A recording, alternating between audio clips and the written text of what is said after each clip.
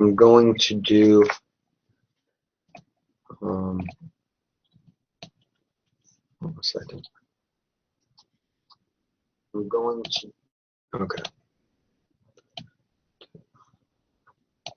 okay, I'm going to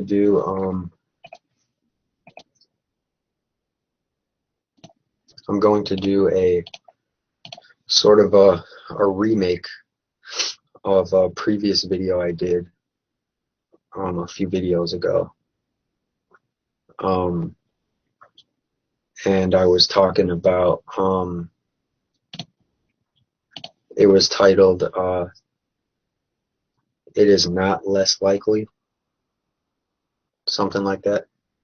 And I'm going to give a less animated version of that video now, because I was a little animated in that video as far as my movements and my mood.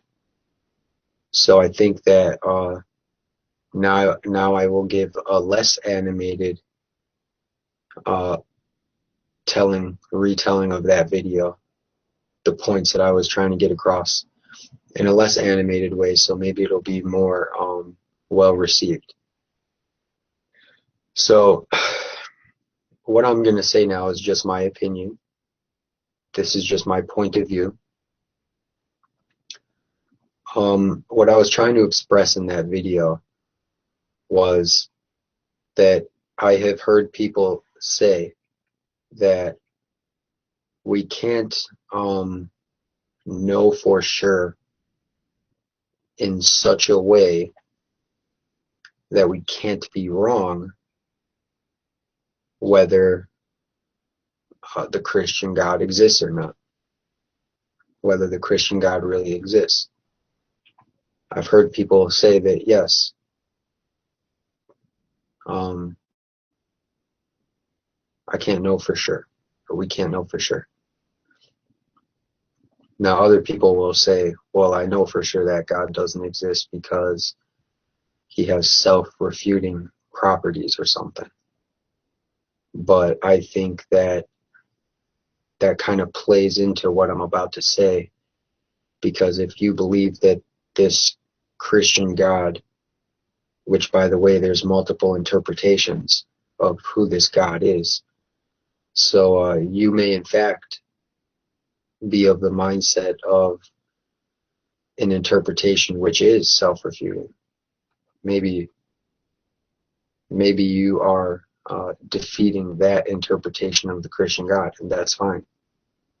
But I believe that there is a way of seeing the Christian. I believe the Christian God himself is not self-refuting, and so people just need to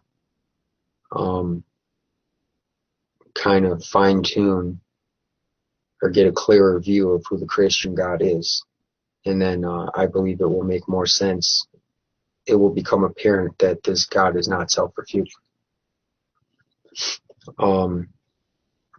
But even for those who do hold the view that this God is self-refuting, I would ultimately say, okay, I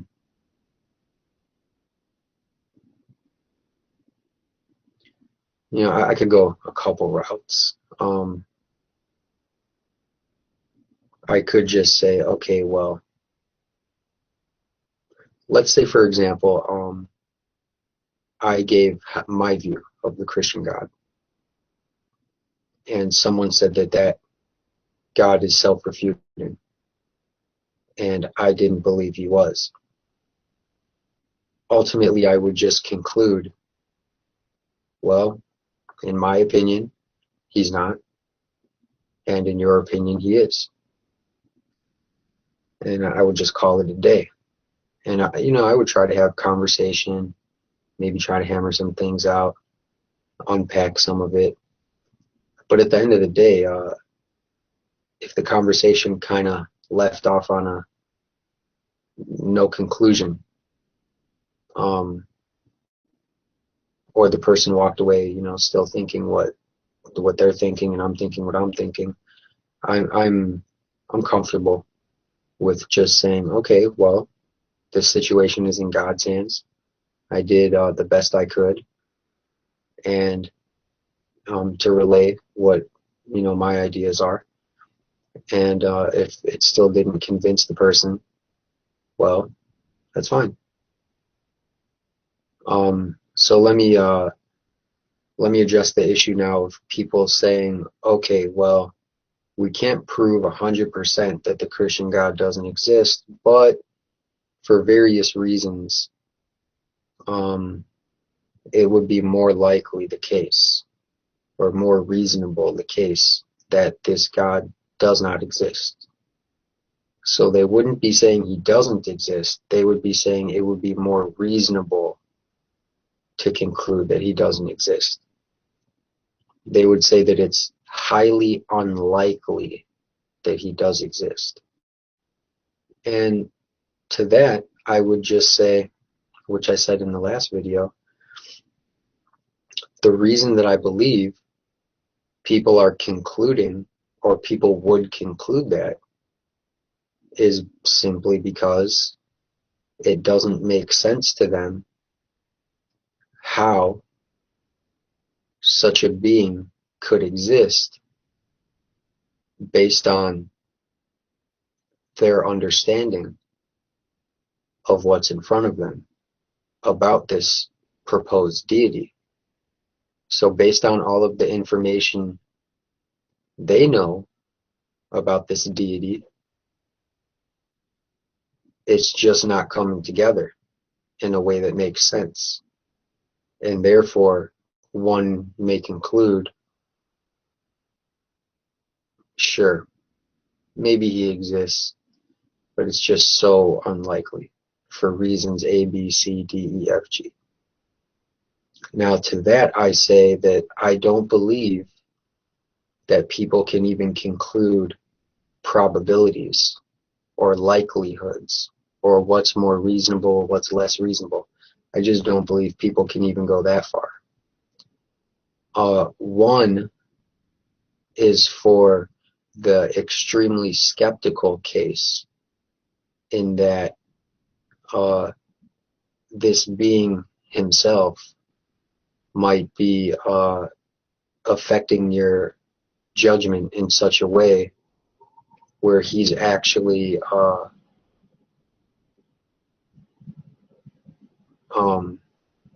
making you conclude that his existence is less likely. And if he's not doing it himself, Satan, he could, God could be giving allowance or permission to Satan to influence you in such a way that your ultimate conclusion would be, this God is not likely. So the mere fact that this God is a supernatural being, and that Satan is,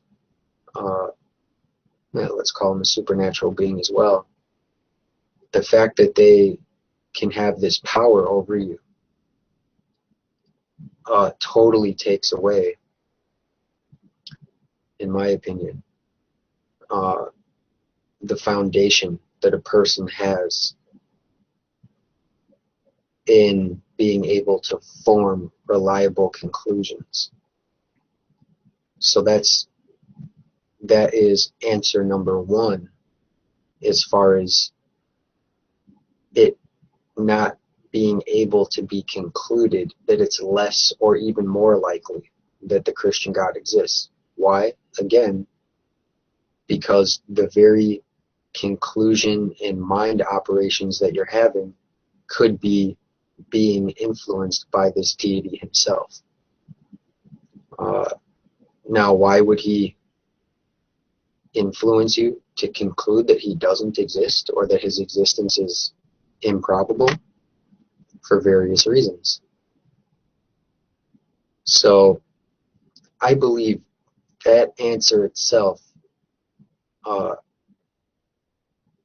and just to give one little brief more comment, just to make it very clear, if this being is influencing you in such a way, well, that would presuppose that this being exists. So the mere conclusion that this being probably doesn't exist or it's less reasonable would be a false conclusion given this being's existence. So another point is, it really doesn't matter what people believe. Truth is truth. That's how I see it. So I believe the answer I just gave right there is sufficient enough. But I'm willing to give a second answer to what I feel is presented defeater to the position of, sure, we can't know 100%, and I'm using no in the meaning of discerning the truth. To me, that's what to know is: discern the truth. I don't really feel that it's necessary to tack on in such a way that you can't be wrong, because to me, the word truth implies that's the way it is. So if you can discern the truth, you can discern what is. So to know something, I don't really get too much into the whole justified or reliably produced true belief. I have some problems with that, as far as, not that I don't understand it, but that from my understanding of it, it still is not something that I really agree with. But I'm not going to get into that. So what I consider no is just very simply being able, not limited to just being able, but actually discerning the truth. Sorry. No, go ahead, bro, Joe. Okay, yeah, I didn't know. 101 thing. I'm gonna go pretty soon. I just want to say this about knowledge real quick. Knowledge is something that cannot be wrong. It is transcendent. It's transcendent. It transcends space and time. It is not relative. The problem with most atheists is they try to make truth relative. Well, they'll say, well, what's true for you is true for you, right? It's true inside my paradigm. It's true inside my worldview. Unfortunately, that's not what truth is. Okay, either it is or it isn't. That's truth. But the atheist, the skeptic, they want to kind of boil truth down to, well, it's just your opinion. Well, I just think that. That's not truth. That's not knowledge.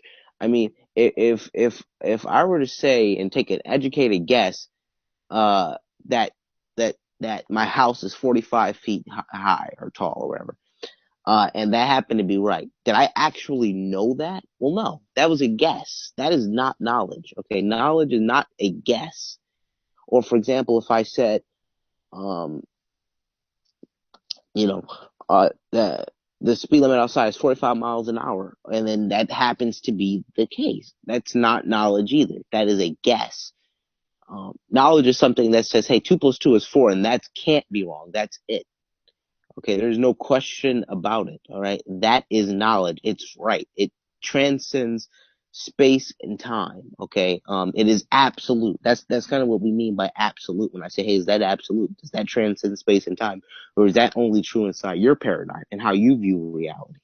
And the problem is, I see too many skeptics trying to boil it back down to relativism or subjectivism. That's a problem. All right, go ahead. Yeah, I agree with you 100%. No, you don't. You said something in the stream that disagreed with what he said. Well, let's maybe I would like to make one more point though before everyone, before we start talking about this. I would like to make one more point. Do you mind if I kind of briefly try to do that, please? Go ahead. Yeah, go ahead. And then me and Mr. Nihilist can talk about why what I just said was absolutely correct. Okay, so I'll try to make this super brief. So I feel like I presented one defeater to the notion, we can't know for sure, but we can conclude that he probably doesn't exist. over the past like 5 minutes of talking, I feel that I defeated that. But I'll give a second alleged defeater, which is we all know from personal experience that things don't always make sense to us, but maybe at a later point they end up making sense to us. So I don't feel like it's reasonable,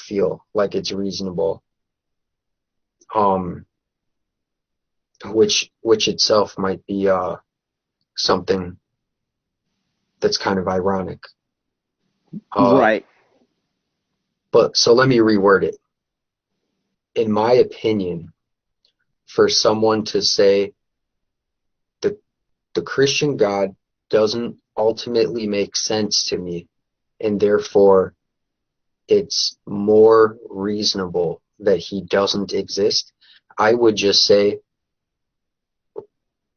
I totally understand where you're coming from, but you have to remember that things in your life haven't made sense to you before, and maybe later they turned out to make sense. So I think it's like a quick conclusion that you're jumping to, of saying he probably doesn't exist.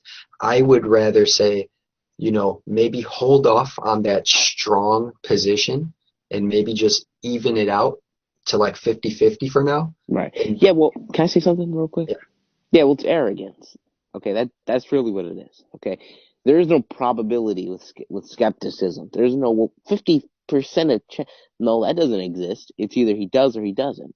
Okay, and he does exist. Okay, all they can simply say is I'm not persuaded by any evidence, or I don't believe that he exists. They can't say it's most likely certain that he doesn't exist. Okay, because if we just look at the whole universe, for example, that just debunks that even percentage. Okay, the universe is vast, and begin to imply that it's self-existent. Can I ask a question Or that when it's you're done, Brenda? Yeah, sure, go ahead. Well, let me just finish this statement. Or to even imply that it's self-existent, or to say that it came on into its own by itself, is just pure ignorance and skepticism that always gets reduced to absurdity. Go ahead. That's not none of what you said was an argument. But MK, I wanted to explain how what you said disagreed with what Brojo said, because Brojo said what you said earlier in the stream is that anything that is the case is knowledge, right? Anything that is true is knowledge. Any belief that you have that is true, that explicitly disagreed with what Brojo said, because what Brojo said is like, let's take a guess that your house is 45 feet tall, and he also gave the example of a speed limit 45 miles an hour. And he said, if that happens to be true, it's not knowledge, it's a guess. But what you said, MK, was that knowledge is a true belief, right? Something that is the case. So That's not, I don't think that's what MK meant, but go ahead. That's what he said. Well, that doesn't mean you can't, because I think I know what he's saying. For example, like I said, the speed limit thing, it is not knowledge to make a guess. If you're for example, this is a great example. Well, I was just if going I to were to explain. I was just going let me to. just get this out real quick. It's not going to be long. If I were to say, hey, look, MK is 35 years old, and then he said, whoa, that's how old I am, would you say I knew he was that age? Well, no. If you did, that would be crazy. That is not knowledge.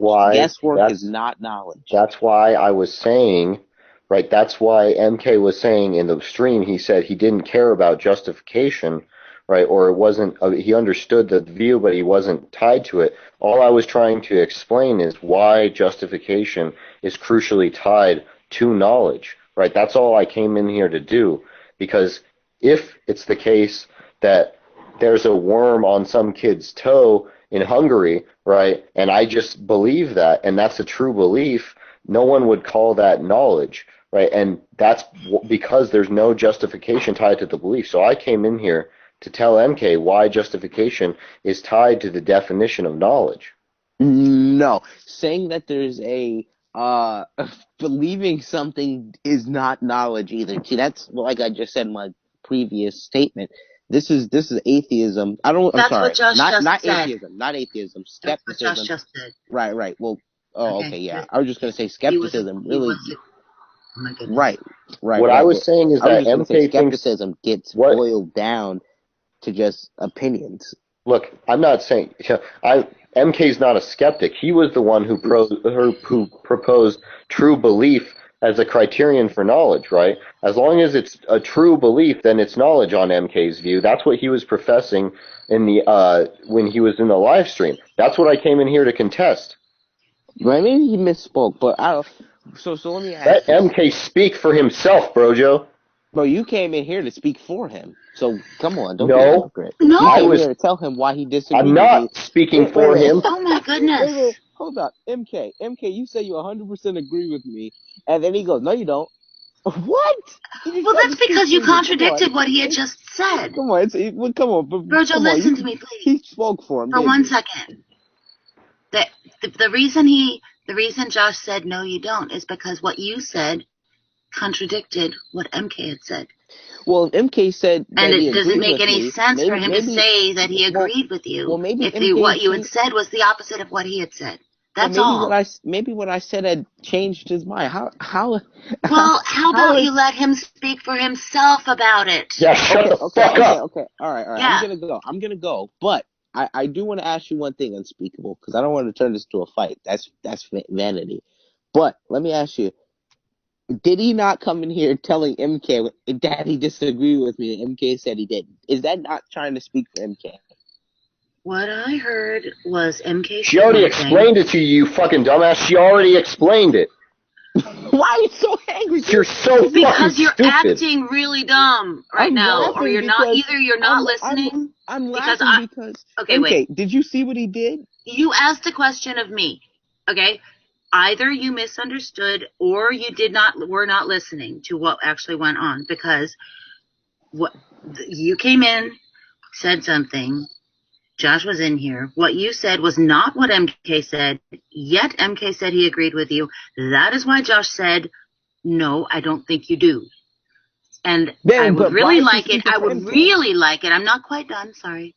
I'm sorry. I'd really like it if MK would be allowed to speak for himself instead of you trying to decide what he thinks. Thank you. Right. Well, all right, MK, did he please just say he did? Come on. This is hypocrisy, but it's so funny because he comes in saying, MK, no, you don't agree with him. Let me tell you why you don't agree with him. It's like MK just spoke for Did you hear himself, anything I just said? Apparently not. Okay. Well, I did. I did. There's no point. Look, I did. It was priceless because you're over here telling me to let him talk for himself while realistic nihilist is trying to talk for him. I'm not talking for him. I was reaffirming what he already affirmed, you fucking idiot. Well, why are you... It's just 10 in the morning and you're that aggressive. Just stop, all right? MK, what do you have to say? Okay, so from what I think you said, from what I perceived you to be saying, Brojo, I think we're in agreement. Now, from what Josh perceived me and you to say, he seems to find that we're not in agreement. Right, but he's still trying to speak for you, though. You agree, and he's saying you don't. I mean, I'm saying I'm reaffirming what MK said in the stream. You can go back in the stream and listen to it. You can go back in the stream and listen to it. Don't fucking interrupt me. You can go back in the stream and listen to it. What? He doesn't have, he doesn't need you to speak for him. You can go back in the stream and listen to it. I haven't muted anybody. You don't have to reaffirm anything for MK. MK is a grown man. He can speak for himself. In the stream and listen to him talk about how knowledge is just what is the case. Well, that is what knowledge is, just what's the case. What is the case? So if you believe that the speed limit is 45 and you don't have a reason to believe it... Yeah, no. I don't know what he's talking about today. Okay, well, let's, maybe it is, I guess he dropped accidentally. Maybe he'll be back. Oh, okay, I thought you booted him. I was going to say, oh, wow. No. Yeah, if he comes back, we'll let him back in. So, okay, just so maybe you and me could, well, do you have to go, Brojo, or what? Yeah, I actually was just going to go back to prayer because I was praying before this call. And I said, I've been MK's hanging out such a long time, maybe I'd jump in for 5-10 minutes, see what's going on. And you were talking by yourself, so I said, why not? Yeah. You're talking, sis. Dawkins, did you see that conversation that just took place? Okay, I'll see you later, MK. All right. Well, didn't you want to ask me a Okay. question, Unspeakable? Oh no, Right. I don't. It's not important. You're obviously not interested in what I have to Well, say. I was actually And I interested. choose not to be. I choose to. It's my personal policy not to be in the room with certain people. Bye. Oh. I'm sorry. Oh, that's funny. Well, did you see it? Josh just gets on me for saying, he says I'm speaking for MK, but he gets upset because I called him out for trying to speak for MK. MK says, I agree. He says, no, you don't. I mean, what hypocrisy. That was great, man. MK, these hangouts are great. Keep them up. Keep them up. Okay, just so you and me maybe can kind of straighten things out a bit, just in case there might seem to be a disagreement here. I wasn't trying to just say that if you believe something and it happens to be true, that we can call that knowledge. You didn't say that, right? If I did say that, that's not what I meant to say. Right, okay, see, that's what I tried to say, but Josh was trying to say, no, that is what he meant to say. So thank you for clearing that up, Mom. Yeah, because that's not, you having a banana on your foot, and I say, there's a banana on your foot without it, and I'm in my room, and I say, there's a banana on your foot. I didn't know that. That's just me talking, me guessing. It's not knowledge, okay? But Josh came in here, started cursing me out. I didn't even do anything. I was really polite. I said I wouldn't interrupt him. I try to be respectful, but man, that was craziness. But he was right. By the way, have you seen? No, because MK just said he agreed with me. And MK said realistic nihilist was basically misinterpreting what MK said, so he wasn't right. How could he have been right in that situation? Because MK contradicted himself. Oh wow! So you're speaking for MK also. Mm-hmm. I didn't speak for him. I said he contradicted himself. Why are contradictions a problem? Because they falsify what you say. Okay, well then you're presupposing that contradictions cannot coexist, right? Yes. And how were you able to determine that? Based on the presupposition of the laws of logic. Okay, so it's just an assumption then. So in other words, contradictions are a problem just because you assume it. Mm-hmm. We assume the axioms of logic. That's how it works. All right, brothers. Okay, so but I'll it doesn't matter. Later. It doesn't matter. It doesn't matter whether you call them axioms or properly basic beliefs.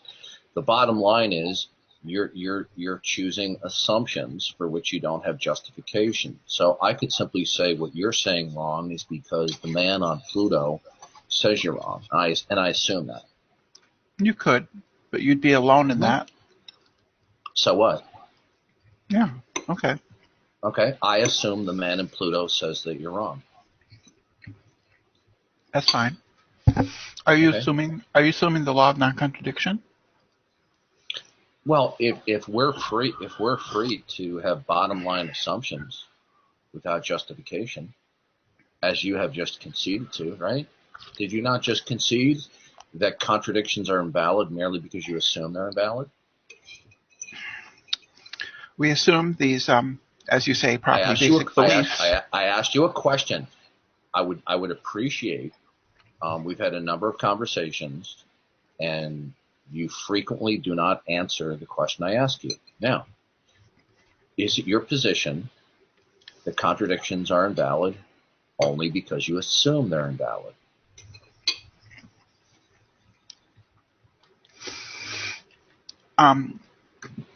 The way, excuse me, I'm sorry. I was having some eggs. My apologies. No problem. You've always been more than cordial.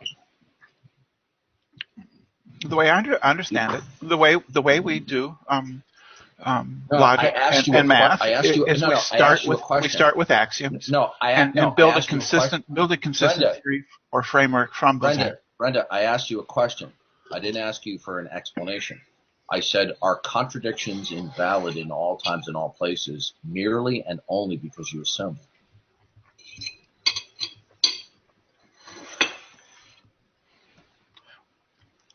I can't make sense of anything without assuming the laws of identity and the law of non-contradiction. I didn't ask you. I didn't ask you that. I didn't ask you that question.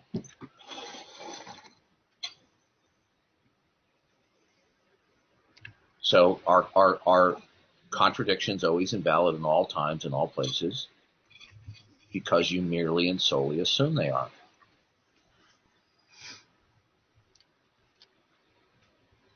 We begin with the presupposition. I didn't ask you that. I guess. I didn't ask you that. We assume that the laws of identity, laws of non-contradiction apply universally. If you can think of an instance where they don't apply, I'd be willing to listen to that. The issue is not what I think. The issue is what you are reasoning vis-a-vis the nature of reality. So you are saying that contradictions are invalid merely and only because you assume it.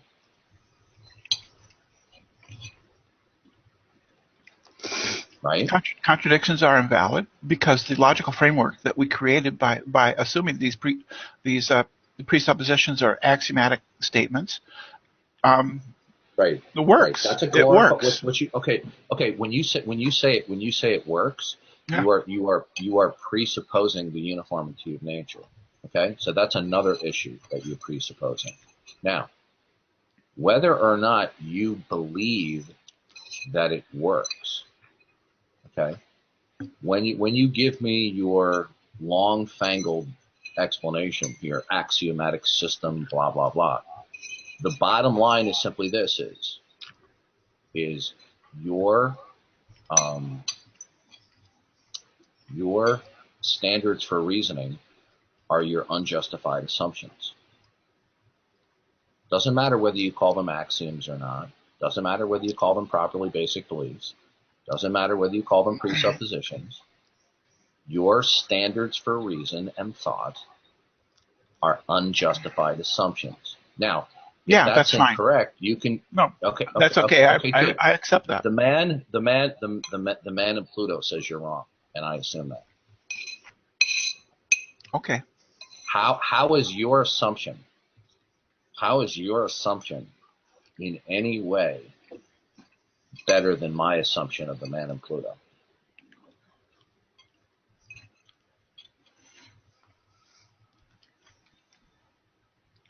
I can, by assuming the law of identity, law of non-contradiction, and a number of other assumptions, create a consistent framework. I just asked you a question. That creates mathematical objects and helps me to understand and explain the world around me. What you got? That's a bunch of gobbledygook because there is no such thing as a there is no such thing as a mathematical object. Well, I don't believe that mathematical objects exist. The bottom line is not in the Platonic realm. Something is right or wrong. Something is correct or false. Ultimately, and only because you assume it. No, there are many things we can prove that exist, particularly within mathematics. Okay, is the very foundation of all your reasoning assumptions for which you cannot justify? They're basic, primary, a priori, axiomatic statements. I asked you. You see, giving me nomenclature does not answer my question. And if you think I'm not familiar with that, I did. I am. Okay, here is the question I'll ask you. And the reason why I'm asking in plain English is so those viewers out there in Rio Linda can understand this. Now, is the very foundation and root of all of your reasoning at its most bottom level, are they unjustified assumptions? They are axiomatic, a priori. Okay, again, Brenda, why do you persist? Because why do you persist in throwing around nomenclature? Okay, I'm not impressed by you saying that they are a priori axiomatic systems, whatever. That doesn't impress me. Well, I don't think it should. Here's the simple question. Yeah, Are the most basic level of your reasoning, at its most bottom level, is not the foundation of your reasoning? the foundation of my reasoning are a Assumptions priori for which you axiomatic can. statements. Okay. Truths. Okay. I don't care if you call them a Well, priori this or is what I was axiomatic. taught. This Okay? isn't difficult. That's not communing to me. One more time. Is the most bottom level foundation of your reasoning assumptions for which you cannot justify? That's a yes or no question. The bottom level. Watch everyone. Our primary. Brenda's going to say axiomatic. A priori. And what? Truths that are. This is 8th grade geometry. Brenda. This is 8th grade geometry. Brenda, now you've crossed the line into being dishonest. I'll ask you again. That's what I was taught in 8th grade. That's totally true. Is the most bottom level of your reasoning the most bottom level that you can get? Is not the most bottom level of your reasoning assumptions about the nature of reality for which you cannot offer a justification for? That's a yes or no question. I don't think that axiomatic statements are assumptions about the nature of reality. I think they're assumptions about the nature of thought. Are you a materialist? No. Okay. I'd be a nominalist. I'd be just okay. Could you tell me how thoughts are something more than just the biochemical reactions in your brain? Thoughts are abstractions. Are your thoughts? So the number 2 is an abstraction of physical reality. It exists wholly within my mind. This is what is so frustrating. It exists in my mind. You want to engage in conversation, but you want to do this hand waving like a magician uses misdirections here. You talk about a semi-related subject in order to avoid the questions that I'm putting to you, and it's painfully obvious. Yes, you are. Now, the bottom line is whether you want to call an assumption an axiom or an axiom assumption is neither here nor there. The bottom line is these bottom level beliefs that you have about the nature of reality, are they justified? Can they be justified? Yeah, I don't think we have to justify them. They simply are. I didn't ask you if you think that they have to. Can you justify your most bottom level beliefs about the nature of existence? You're conflating nature of existence. This is the nature of how we think. Okay. Of thoughts. Are your thoughts the mere and sole product of the chemical, neurological, biological functioning of your brain, or is it something more? If you like, we make assumptions. We make presuppositions. I just asked you. You know what? You're being disrespectful to me now. I just asked you a question. Are your thoughts the sole product of the biochemical reactions in your brain, or is it something more? I don't think my thoughts are the sole consequence of processes in my brain, because my brain is experiencing the world around it also. So if I experience things out in the world, is it something it's more? Because they're causing me to think. Are your thoughts something more than the physical activity that is going on inside and outside your skull? No. Okay, good. So your thoughts are just the physical activity that is happening. Okay? Now, your most basic beliefs that you have about the nature of reality, can they be justified, yes or no?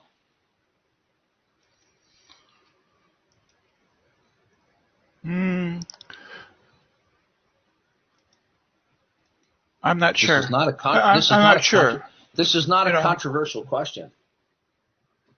I think that the basic laws that we assume, the presuppositions or axioms as you call them, we can't justify them, because to justify them, we need to use them. And so that would be an attempt at a circular proof. So we presume that the axioms of thought are true. Why should I comport my reasoning to your assumptions? I don't think you have to. Then what? Yeah, you do. Every time when you reason, okay, you are employing the law of identity and the law of non-contradiction. Yes, I am. The law of excluded middle. Yes. And you are either attempting to reason to comport my thinking to that paradigm. Yeah, I think. Or you're saying that I'm violating. You said that something was a contradiction. Yes. You are conveying that contradictions cannot actually coexist. If you can explain to me how they can, I'd be willing to listen. Okay, the issue is not how I perceive reality. The issue is how you perceive reality. Now, when you invoke a standard by which you are advocating that let's say my behavior or my thinking should comport with, why should my reasoning and thinking comport with your most bottom level beliefs? I don't know if you should or not. I don't think you're forced to. I think that if you want to be taken as rational, if you want to be taken as rational, then you will not employ. What is rational is that what comports with your assumptions, with the basic laws of thought. If you violate the basic laws of thought, you're seen as irrational. What laws are absolute, are they not? Yeah, that's a poor. I agree with you there. I don't like the use of the word laws. They're not laws. What is rational then is they're that axioms. which comports with your assumptions, right? Yes. So when you say if you want to be taken as rational, if we were to translate that into plain English, is if you want to be in comportment with my assumptions. So rationality is that which comports with your assumptions. With the axiomatic laws of thought. Yes. Okay, Brenda. It's the same thing. I said the same thing you just did. Okay, Brenda, do you have a fetish about saying the word axiom? No, I do not. I do not get sexually aroused by saying the word axiom. No, fetishes don't always involve sexual arousal. They can, but they don't always have to. So do you think I'm impressed or you're bamboozling anybody by saying axiomatic? Okay. Well, axiom, the laws of thought, I guess. Laws? The laws? Well, because I objected to that. Are these laws absolute? Are these laws absolute? Yeah, I kind of think they are. They apply everywhere. At all times. How are you able to determine that anything is absolute? Oh well, due to the inability to believe otherwise. Okay, that does not demonstrate that's the case. All you're simply saying. No, I suppose that's true. There's an inability of people who are mentally defective to reason otherwise about, for example, the functioning of a supercomputer. Okay, so your inability to apprehend, comprehend, understand, imagine how it could be otherwise does not demonstrate that it cannot be the case. Now, the bottom line is you said that there are absolutes that thought must adhere to. And the first thing you said to defend it was that you couldn't imagine otherwise. You couldn't conceive of it otherwise. Well, that doesn't establish that it's the case. All it is focusing on is that it's your inability to comprehend something. So could there be in existence, Brenda, something that is true that your mind either does not or could not have the capacity to understand? Or to put another way, can your mind comprehend every state of affairs that exists? Oh, absolutely not. Okay, good. So then you have to withdraw that line of reasoning that absolutes exist because you couldn't imagine it otherwise. So you're going to need another support that certain absolutes exist. So what would that be, Brenda? We propose that they apply universally. I'm not interested in your suppositions. Well, What is your I basis? think that's how it works. I think that's how it's worked. Okay, I'm not interested in what you suppose. You said that there are absolutes by which we should comport our reasoning. Could you please tell me how you are able to determine that it is the case that any absolutes exist other than what you previously stated?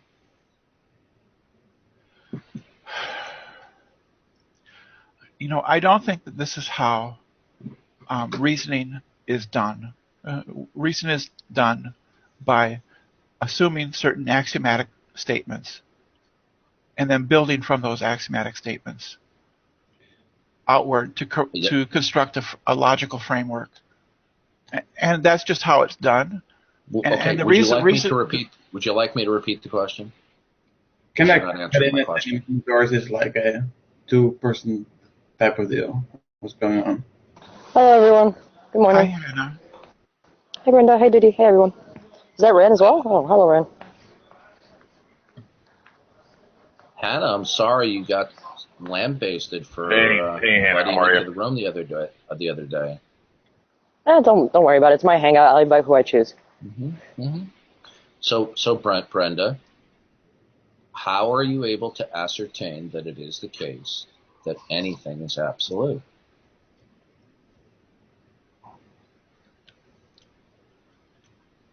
I guess I don't have an answer to your question in that form. All I can say is to repeat my claim that we presuppose axiomatic truths as axiomatic a priori statements from which we build a logical and rational framework.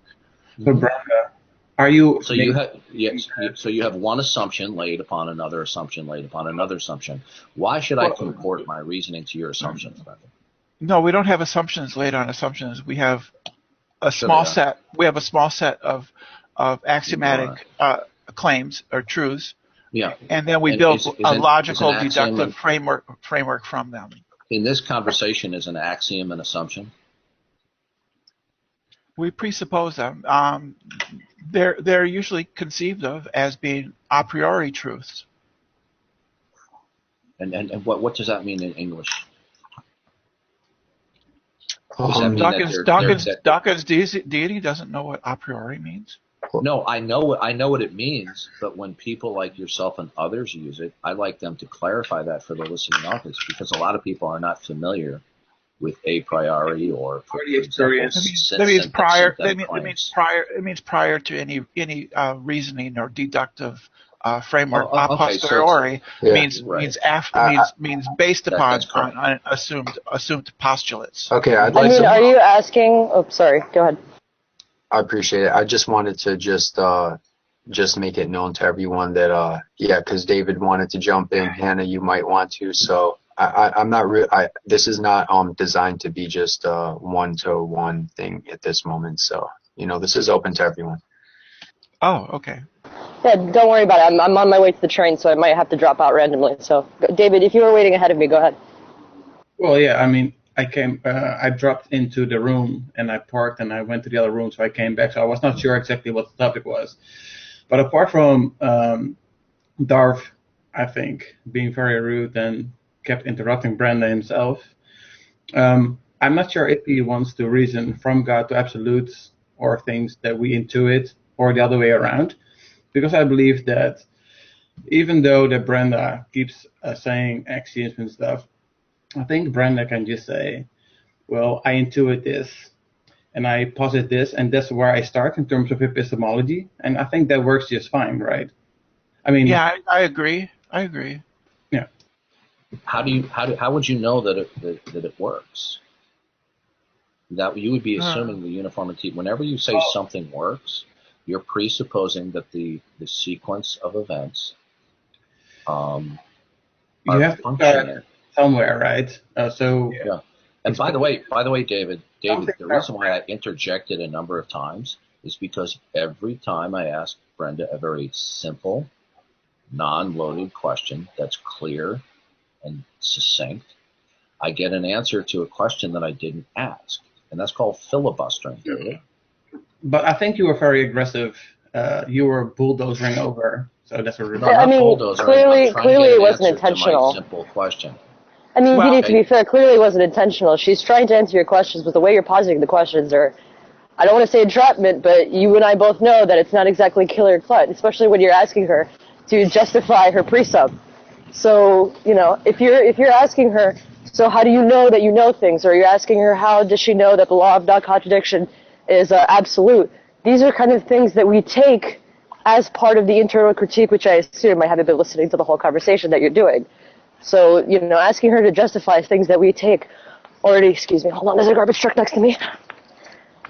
Okay, asking her to justify things that are properly basic beliefs is not exactly the most honest way of going about a conversation like this. Well, well, Brenda is requiring that when MK said something, Brenda said that's a contradiction. And I said, are contradictions always invalid? And Brenda said, yes.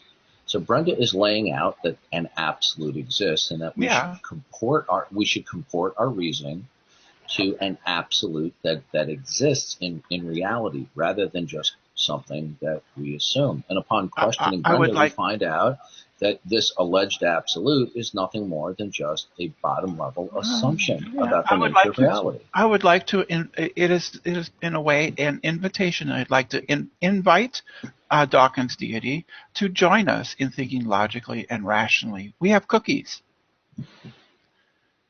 Well, all you're saying when you say you invite me to think logically, what you're saying is you are inviting me to comport my thinking and reasoning to your basic assumptions about reality. Well, so you don't follow. Oh, sorry, there's traffic on my right. Sorry. Wow. So are you saying? Yeah, sorry. I know I'm out. God damn it! Hold on. Holy crap! So are you saying that you don't actually follow the laws of logic? No, my starting point is not assumptions. But you can be an atheist and assume that you can be a Platonist, for example. You got to get closer to your microphone, David. Oh, you could be an atheist and a Platonist and just assume that they are true, and just say that they're self-evident, for example, and that it starts there. It's foundational. Wait. Did you just say? Did you just say we assume they're self-evident, David? We intuit that they are. No, but did you just say the words that they assume they are self-evident? Okay. If they're self-evident, that would be an self-evident. Why would you assume them? So when I say that, I mean assume as in epistemology, we start there. It's a foundational primitive thing that we start there. Well, David, don't you hold to the Christian worldview? David? Don't you hold to the Christian worldview? Okay, so oh my goodness, so why are you me? We're like midway. David, did you hear my question? Do you hold to the Christian worldview? Let me finish. See, okay, so if you can let me finish or not, that's like a yes or no question, Dawkins. Are you finished or are you done? No, I was just waiting for an answer. You seem to be talking like an unbeliever. Right. Do you hold to the Christian worldview that all wisdom and insight and reasoning and logic is derivative and contingent upon the creator of the universe? Do you agree with that, David? Look, I'm a Christian and I have reasons to be. Okay, so I'm a Christian. I asked a question. Could I have an answer? Shut up. So I'm a Christian myself, and I have reasons to believe that is true, and I start from that because I believe it is true, right? So, and if I start from there, I do believe in absolutes and everything makes sense, but you cannot just mock an atheist and say that they are silly or incoherent for having certain axioms or assuming things, even though you when did I say anyone said was incoherent? Okay, so why are you interrupting me? I'm trying to give you an answer. Well, you falsely So accused me. atheist, I didn't say Brenda was incoherent. I'm not an atheist myself, but an atheist could also start from a epistemological point and just intuit, for example, that the laws of logic are self-evident, and go from there, right? Otherwise, How would an absolute be self-evident, David? well, you cannot explain something that is self-evident. You perceive it with your mind's eye, like 2 plus 2. Well, it's an assumption. Well, David, I can help how you do out. you perceive the contradictions? Oh my goodness! So we Well, talked David, about. I'm just curious. You sound like you're reasoning from outside the Christian camp. Now, isn't it the case that all reasoning and logic is contingent and upheld by the power and the will of the Christian God, David? Don't you agree with that? I am a divine conceptualist, so I agree with that. Yes, but I am saying you cannot. Okay, good. Can atheists and skeptics Don't do the whole. come up with a coherent way of reasoning? Darwin's, I think you need to hold on a minute. David didn't finish. Rejecting. David didn't finish. Go ahead, David. Okay, somebody. Sounds like you have a foot in both camps here. One in the Christian camp and one in the skeptics camp. Okay, so you can stop. Okay, can I finish my thought now without you interrupting, please?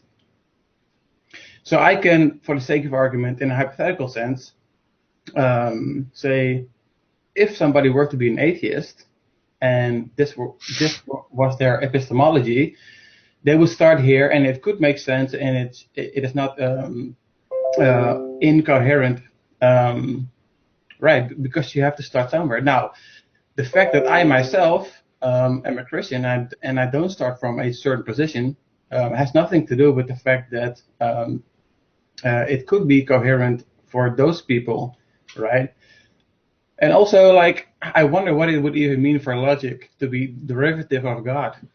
Can you maybe David, you said incoherent. Do you mean that it comports with absolute laws of logic, or do you mean it's incoherent, that it's not capable of being meaningful or understood? So which of the way are you using that word? So you are the only one that gets to ask the questions, and you're not. I didn't hear you ask a question of me, but you asserted that an atheist could. I'm just asking what would coherent. it be I'm just asking what would it even mean for logic to be derivative of God? What does it mean? What it means is that the Christian God has certain immutable characteristics about his nature. One, that he is what he is, and he cannot be what he is not, and he cannot lie. He cannot speak something that which is false, and he constructs the world in such a way that it comports with who he is, especially in regards to his immutable characteristics. Okay, so that's answering the question. Now, when you said, David, that an atheist could be coherent, are you saying they could be coherent in a Christian worldview, or are they being coherent within a skeptical worldview? Which of those two worldviews were you referring to, David? Well, in terms of epistemology, I think on a practical level, that would work just fine if they just intuit those laws of logic, for example, to be true, and start from there like we start from God. So I didn't hear an answer to my question.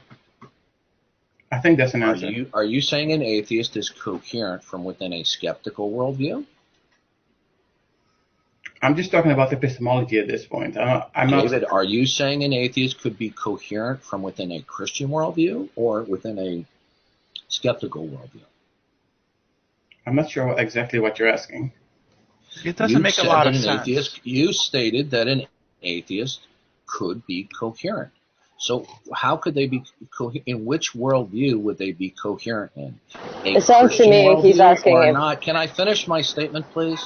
Go ahead, I'm sorry. David, when you stated that an atheist could be coherent, are you saying an atheist could be coherent within a Christian worldview, or they would be coherent in not a Christian worldview? Well, if Christianity is true, then of course atheism is false. But if which one were you talking about? So, like I said 5 minutes ago, I think you can rewind the tape. So you're not going to answer my question. Like I'm trying to, but if you're interrupting me like 5 seconds in, it's going to be hard to do. Well, I've asked it 4 times. So even though I'm a Christian, I can, for the sake of argument, say an atheist in terms of epistemology can start here or there, and it can be coherent for that person. Now, I myself, for example, if somebody is going to be an atheist and is going to be a Platonist, I might have some issues with that, and I might attack them and, I don't know, give arguments against it.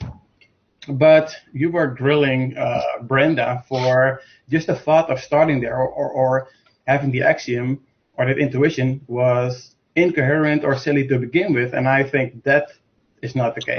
I did. Well, first of all, either you have very poor listening skills, or that's a lie. I didn't accuse Brenda even once of being incoherent, so I don't know where you got that from. I merely questioned Brenda upon the assertion about that contradictions don't hold. All right. So I didn't accuse of any incoherence. And by the way, I asked you the question 4 times. Okay, I can only assume that you don't want to answer my question, because if you are saying that an atheist could be coherent in a Christian worldview, that would be fine. But if you're going to say that an atheist is going to be coherent in a non-Christian worldview, then all you're simply saying is that their beliefs comport and are consistent with other beliefs or bottom level assumptions. And that's not really saying very much, David. So, do you believe that Brenda is coherent? According to what standard? I'm asking you a question. In general. Coherent according to what standard? Your standard. No, because Brenda is uttering statements that she begins with bottom level assumptions, and that contradicts what the Christian God has revealed, that he has made us to think in a certain way. He has given us revelation and natural revelation, innate revelation, and special revelation. He constructed our mind. Yeah, but I have a question about that. The Christian God has constructed our mind, not that we assume the uniformity of nature, but that we don't even question it. It is innate in the image of God that he has made us. So Brenda's bottom level beliefs about the nature of reality contradict what God says in the Bible, David, and I'm surprised that you would think that she doesn't. Does your God force you to think that way, or did he make you in such a way that is how you think? According to the Bible, God has constructed our mental makeup that we innately know in such a way that we cannot be wrong, even if we cannot articulate how we know it, that the uniformity of nature exists, or that our basic cognitive reasoning is reliable. It is something that is innate. Sorry, there's a lot of noise around me. Hold on, just really quick. There's a lot of noise around me. I'll make this brief. So are you just giving an account for why you believe in certain laws of logic, or are you actually trying to provide a justification for it? That's a question, by the way. No, the justification is that the Christian God has revealed this.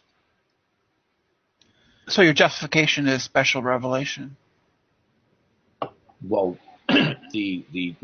actually, there are 3 types of revelation. There's natural revelation, innate revelation, and special revelation. Special revelation would specifically apply to, for example, the Bible. It would be whatever God's revelation would be, whether it's natural, innate, or special revelation. Now, if somebody has another ultimate means of justification, that anything is the case, other than the Christian God in the way that he has designed this world, I would love to know what that is. If the Christian God's nature was other than it was, would the laws of logic be other than they are? Okay, the Christian God's nature could not be anything other than what it is. I agree with that. Whoa, that is interesting. Brenda, I have to step The away. Christian God is a necessary being. He Right. could not be any other way. Yes, and he has to exist in every. And you Brenda, I have to step away for like I'm 5 sorry. seconds. Go ahead. Well, I'm actually cutting in right now, so you don't have to apologize. But since I'm stepping away really quick, because I agree that God, if he exists, he's necessary, at least on Christian theism. And If I believe that is to be the case, but sometimes in philosophy, you can talk about counterfactuals, hypotheticals, right? So, oh my goodness, you need to calm down. David, is your belief in God, is your belief in the existence of God a probabilistic assessment? No, I believe it is to be the case, 100%. I believe it with my whole. Okay, has God revealed to you that he exists? Yes, but this is. Then why are you talking about if the Christian God exists? Look, David, you have to be careful. He doesn't entertain hypotheticals at all, so he will jump on the language for that. Well, that's simply false, Hannah. I can entertain. You've been presented 4 hypotheticals in the past month that I've not heard you entertain at all, Hannah, because they posited it's possible that the Christian God does not exist, and you refuse to do so. I'm sorry, did the middle of my sentence interrupt the beginning of yours? Right, so I've heard 4 hypotheticals posited to you in the past, either from rational theists, not rational theists, but other people in either MK's room or several rooms around, and clearly you don't entertain hypotheticals that may or may not entertain the possibility of God not being part of the equation, because you believe that would require either an internal critique of my worldview, or you refuse to step out of your own to have an internal critique of yours. That is on record, and you can also go to Darwin's Greatest Hits channel to see that you don't entertain those hypotheticals either. I'm simply warning David that next time he want to choose his language a little bit more appropriately if he wants an answer from you. I'm trying to be nice. Well, you're incorrect, Hannah, when you say that I don't entertain any hypotheticals. You would be correct that there are certain hypotheticals that people propose to me that I reject prima facie because they contradict what God has revealed. Okay, so if I were rich, I would buy a Ferrari, right? That's a hypothetical. It's a counterfactual. If A, then B. So I am myself not an atheist. I'm a very convinced theist, right? And I have reasons for believing theism is true. But since this is a hangout with a lot of people, I'm trying to look at both ways and give arguments on both sides, right? I'm not trying to just railroad people. Is that what the Apostle Paul did at Acts 17? Did he have both feet in both camps with the polytheists, David? Did the Apostle Paul argue with the philosophers on Mars Hill if God exists or God probably exists, or did he boldly assert that God did exist and that their gods were non-existent? I'm not on Mars Hill. I'm not evangelizing right now. We are having a hangout. I'm having a discussion, and I'm looking at it from both angles. So just because I'm a Christian, it does not mean that I have to be. Well, David, if we start from a hypothetical position that God doesn't exist, how could you have any reasoning that would be absolute? I'd love to know that, David. Look, okay, so on Platonism, there are ideas and forms that are objective, mind independent for the human being, but are they also mind independent from God is the question. So does God have to kneel to logic?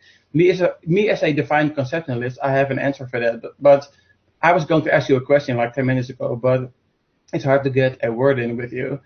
I was just going to ask, by the way, your female character in your avatar, is she naked? Is she naked? No. Well, it's not a red herring because it's right up there on skin. It looks like she's naked. Okay. I was talking about... That's a very sexual picture for a Christian to have. That's a distraction. Focus on my question. So...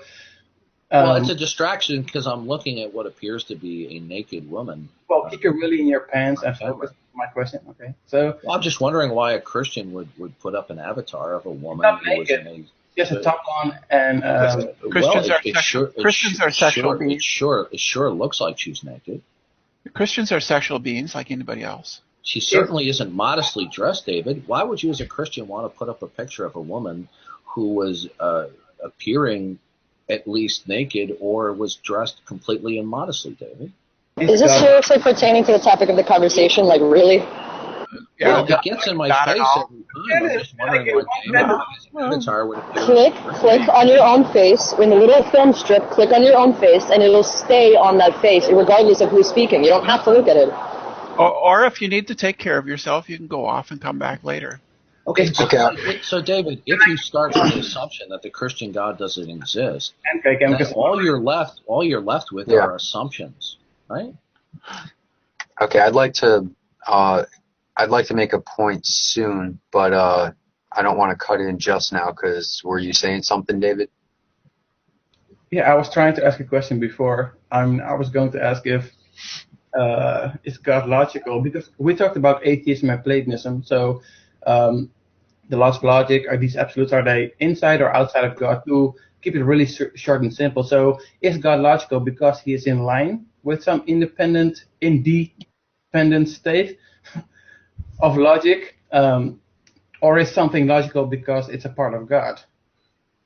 As a defined conceptualist, I think I have an answer, even though it might not be satisfactory to some people. But can you answer that question, please? Are you asking me? Yes. And I was trying to ask you like 10 minutes ago. Well, it didn't sound like a question to me. So could you repeat it? Is God logical because he is in line with some independent standard of logic, or is something logical because because it is a part of God? So 5 minutes ago, I was talking about atheism and Platonism, or about these ideas or truths or absolutes being outside or inside of God. God's nature and his character is immutable. Okay, God cannot think or reason or speak that which is false. Okay, So within. so do you understand that? Yeah, of course I understand. Yeah, so you have the position Okay. that is from within God and his nature. Yeah, that which is logical comports with God's nature and how he has constructed the universe or the creation. Okay. Now I'm going to ask you a question. Since you want to have both feet in both camps. Hey, before you ask that, can I say what I was going to say, please? Okay, I appreciate it. Just a point of clarification. When Didi or someone else, like such as myself or, many people, I think, when they question people's axioms, I don't think that it's a bad thing or a dishonest thing. I don't think it's to, quote, shut people up. I think it's a legit question because from his perspective, or, what he believes kind of blends with what I believe to some degree. So from my perspective, I'm interested in what is the truth.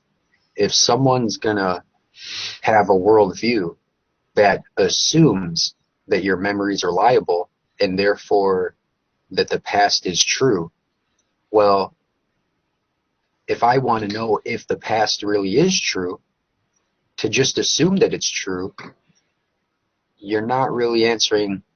We don't really get to find out. We're just assuming it. So I think it's totally fair what DD, myself, and others might do when we're just questioning these foundations. I don't think there's anything, tricky about that or anything. Yeah, I Googled axiom, and this is the first one that comes up. A statement or a proposition that is regarded as being established, accepted, or self-evidently true. Okay?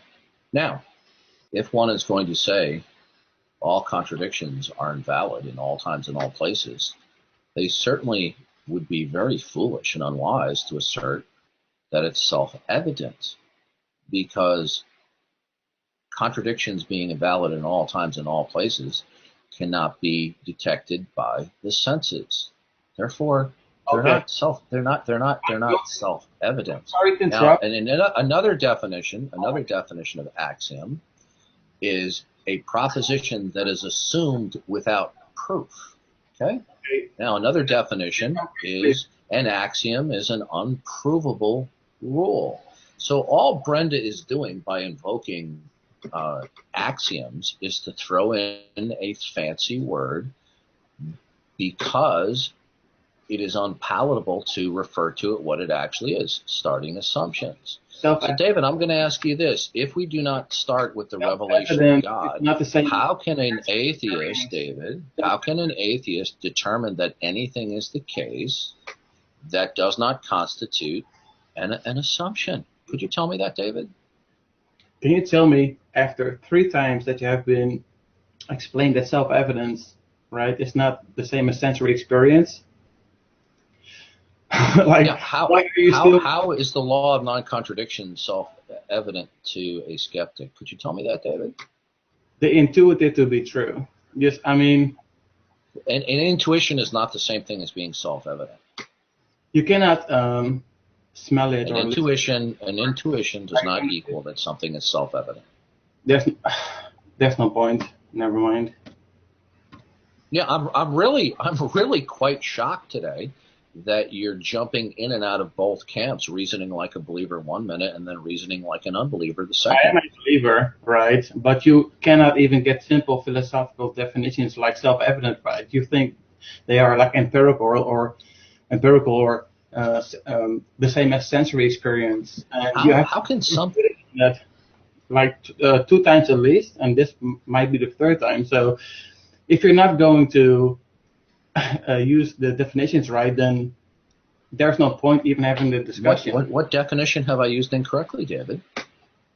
Self-evident. You seem to think it has to do with empirical data or stuff that you can sense via your... Oh, okay. So the law of non-contradiction is just an intuition. Is that what you're saying? Can you smell or look at it or check it out under a microscope? By self-evident. Oh. So David, is the law of non-contradiction self-evident in that it's just an intuition on the part of skeptics? Is that your point, David? What's my point? So what? Yeah, that's my question. Are you trying to make the point that the law of non-contradiction is self-evident in that it's an intuition on the part of skeptics?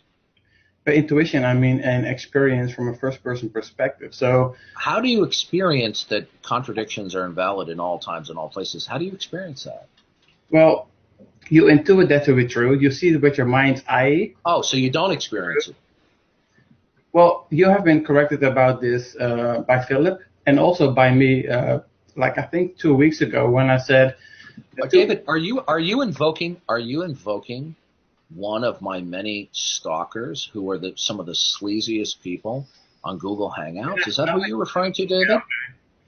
First David, of all, is that who you're referring to?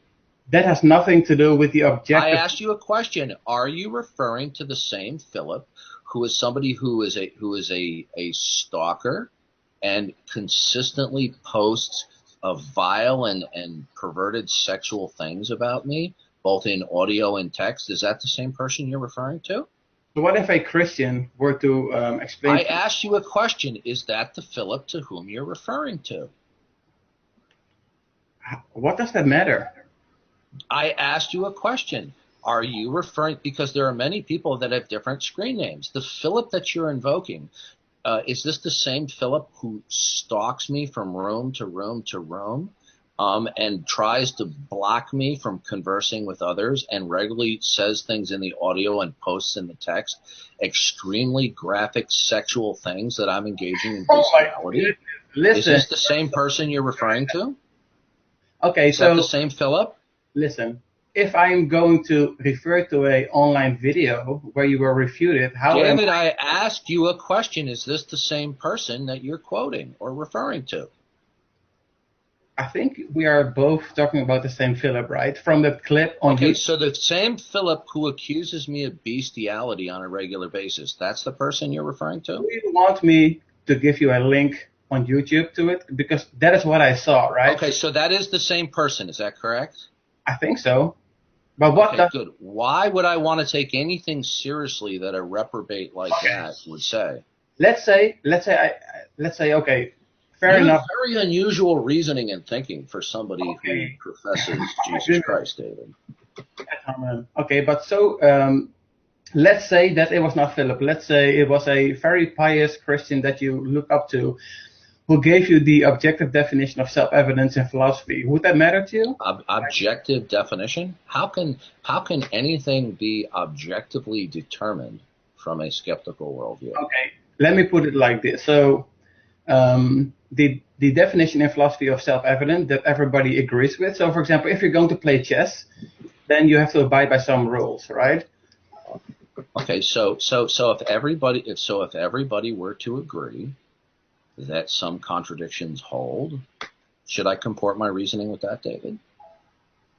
I'm so disappointed in you. It's like you're like. I'm extremely disappointed in you that you're reasoning like an unbeliever. I'm shocked. Have you deconverted? No, absolutely not. No. Well, I'm baffled as to why you would be reasoning like an unbeliever. I mean, how does one reason like an unbeliever? Where they take the existence of God as a hypothetical, because the Word of God. I'm not sure that's what he said. The Word of God has declared, God has revealed that he exists. It's not a hypothetical. I believe God exists, and he has to exist necessarily in every possible world. That's what I believe. And if you're going to be an atheist, there's a Platonist, right, that starts in terms of epistemology somewhere. So, okay.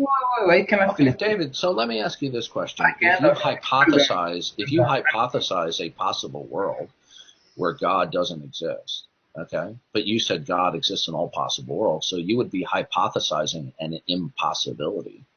In that possible world, which you think is impossible, how would an atheist be able to ascertain that anything is the case, given that is not even a possibility? So do you hypothesize a possible world where the law of logic do not hold in all possible worlds?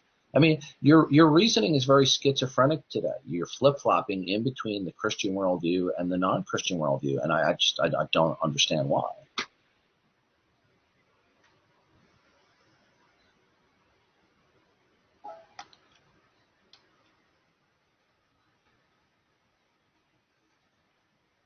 You still there, David?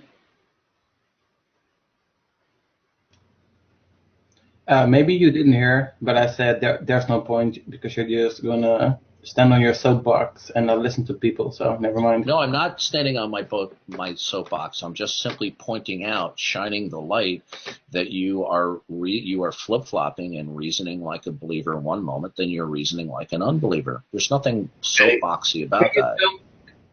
Explain to me what a counterfactual is.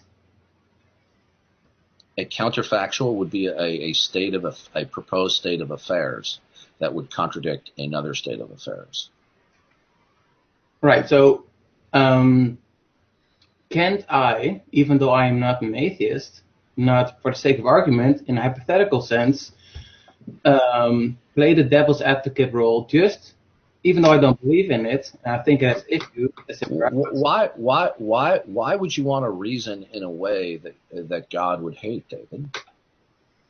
What does my psychology has to do, or my motives have to do with something working or not in terms of why would you want to reason in such a way that contradicts the clear revelation of the Christian God, David? In this specific context, if you play back the tape, I think you were bulldozering over Brenda, and I said that if I were to put myself in the shoes of Brenda, just starting by intuiting the laws of logic, and go from there, and God being superfluous, then I think that works fine, even though you might have some issues later. David, if you abandon the Christian God, I don't abandon your reasoning. Even I'd like to finish my statement without you bulldozing over me, David. Maybe you should show a little bit of respect there. It's not nice to bulldoze. Go ahead. If you hypothetically abandon the Christian God, I would just like for you could do that for the sake of argument. I certainly wouldn't do that because that would be a violation of God's commands, that we are to be imitators of God.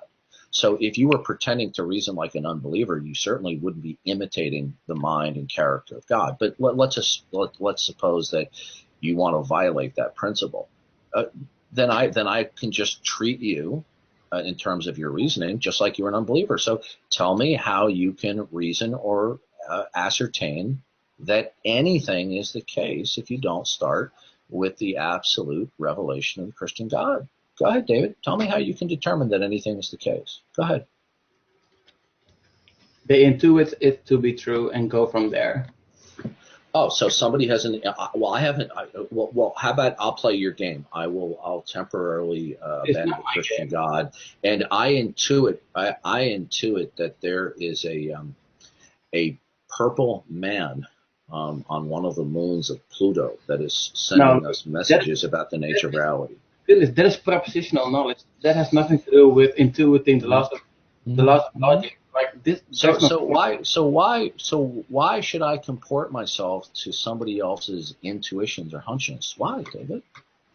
If you're going to have a conversation with a person, right? You want to look at it from both angles and not just. I must look at it now. Is that what the Word of God says? I'm officially done with this discussion. Have a nice day. Are you? Well, I guess you're embarrassed that you're now stipulating that I must do something that is a contradiction to what God commands. We are commanded not to think like unbelievers. Okay, yeah, where does this come from? And I don't mean to interrupt, but I've been listening now for an hour or so, Dee. What is going on? Like, is there a push or a manipulation to have Christians water down the fundamentals of this beautiful belief that we live in order to not offend. Okay, so no, now there's nothing inconsistent. About believing in the laws of logic or mathematics and Christianity. They're not inconsistent. I'm being personally attacked right now. I'm trying to, be nice and step away because I don't feel like discussing this anymore. But you're like, oh, aren't you embarrassed and stuff? If I were you, I would back out too. All right, so this might even be a good time, David, for you to hit that. It's a very embarrassing situation you put yourself in. Very. I wouldn't have even interrupted had you not attempted to suggest that Christians need to consider the non-existence of God in order to argue the existence of God. Like what is that? I'm sorry, David. Just a sec. Just out of curiosity. When is the last time you were in fellowship with Christians, be it in a real Christian church setting or a Bible study, or even in your prayer closet, or in private studies, worshiping the Lord? When is the last time you did this? Because you sound like the kind of guy that is slowly losing his faith to the world. And what I mean by that is that we are not to rely on the world's understanding. Listen, it seems to me as though you're trying to water Christianity down, that Christians would now put on the atheist shoe in order to bend the truth to give them a break. Well, why is this? Okay, so I'm not an atheist. I'm a flaming radical Christian theist. I believe that you're not. But no, you're not. You're you are not casting down imaginations and everything that opposes. You have no authority to declare somebody a Christian or not a Christian. Okay. Actually, I do have the authority. Say that he wasn't. No, you don't. Okay. I did. No, Dee. I said he wasn't a Christian. You have absolutely have the authority. No, you do not. As a born again Christian, I absolutely. Get to decide. That authority belongs only with God. Yes, not with you. No, that's untrue. That's untrue. Christ was asked. How will we know them? And he said, you'll know them by their fruit. I am witnessing the fruit of this gentleman right now, and his fruit are not that of somebody that I would claim to be a Christian. Okay, so suppose I were to disagree. Suppose I were to disagree with Mr. Campbell. I could disagree with Mr. Campbell in his assessment, but his position would still be biblical of questioning the genuineness of somebody's faith, even though I might conclude that his assessment was wrong. So, Brenda, you need to go back and read your Bible, because Jesus told the apostles themselves that they would be by virtue of the gospel and by virtue of the coming crucifixion and resurrection of Jesus Christ, that they could tell people by the content of their belief and faith in Christ that they were either bound or loose. Now, I might for example, suppose Mr. Campbell were to say that my brother-in-law was or was not a Christian.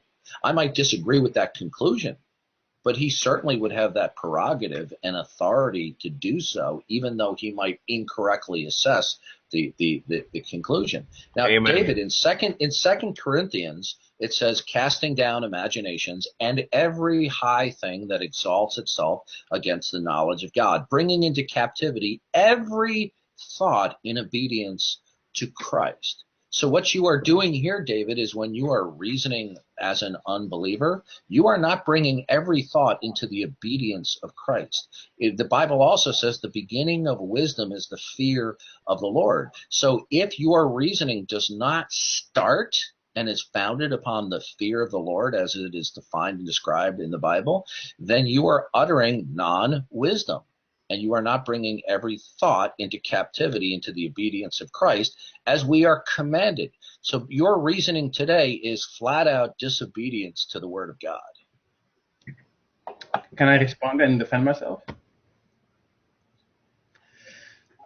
Okay, so I would just agree with all of that, and I do agree with that. So if I'm a Christian, listen. So I'm a Christian, and I do agree in terms of epistemology. That makes the most sense. Apart from, so that's what I believe. Makes the most sense. No, listen. I'm trying to. I want to say a bunch of things, but I'll try to keep it simple and short, I guess. So I'm a Christian, and I do believe in most of. So I think most of what you just said makes a lot of sense, right?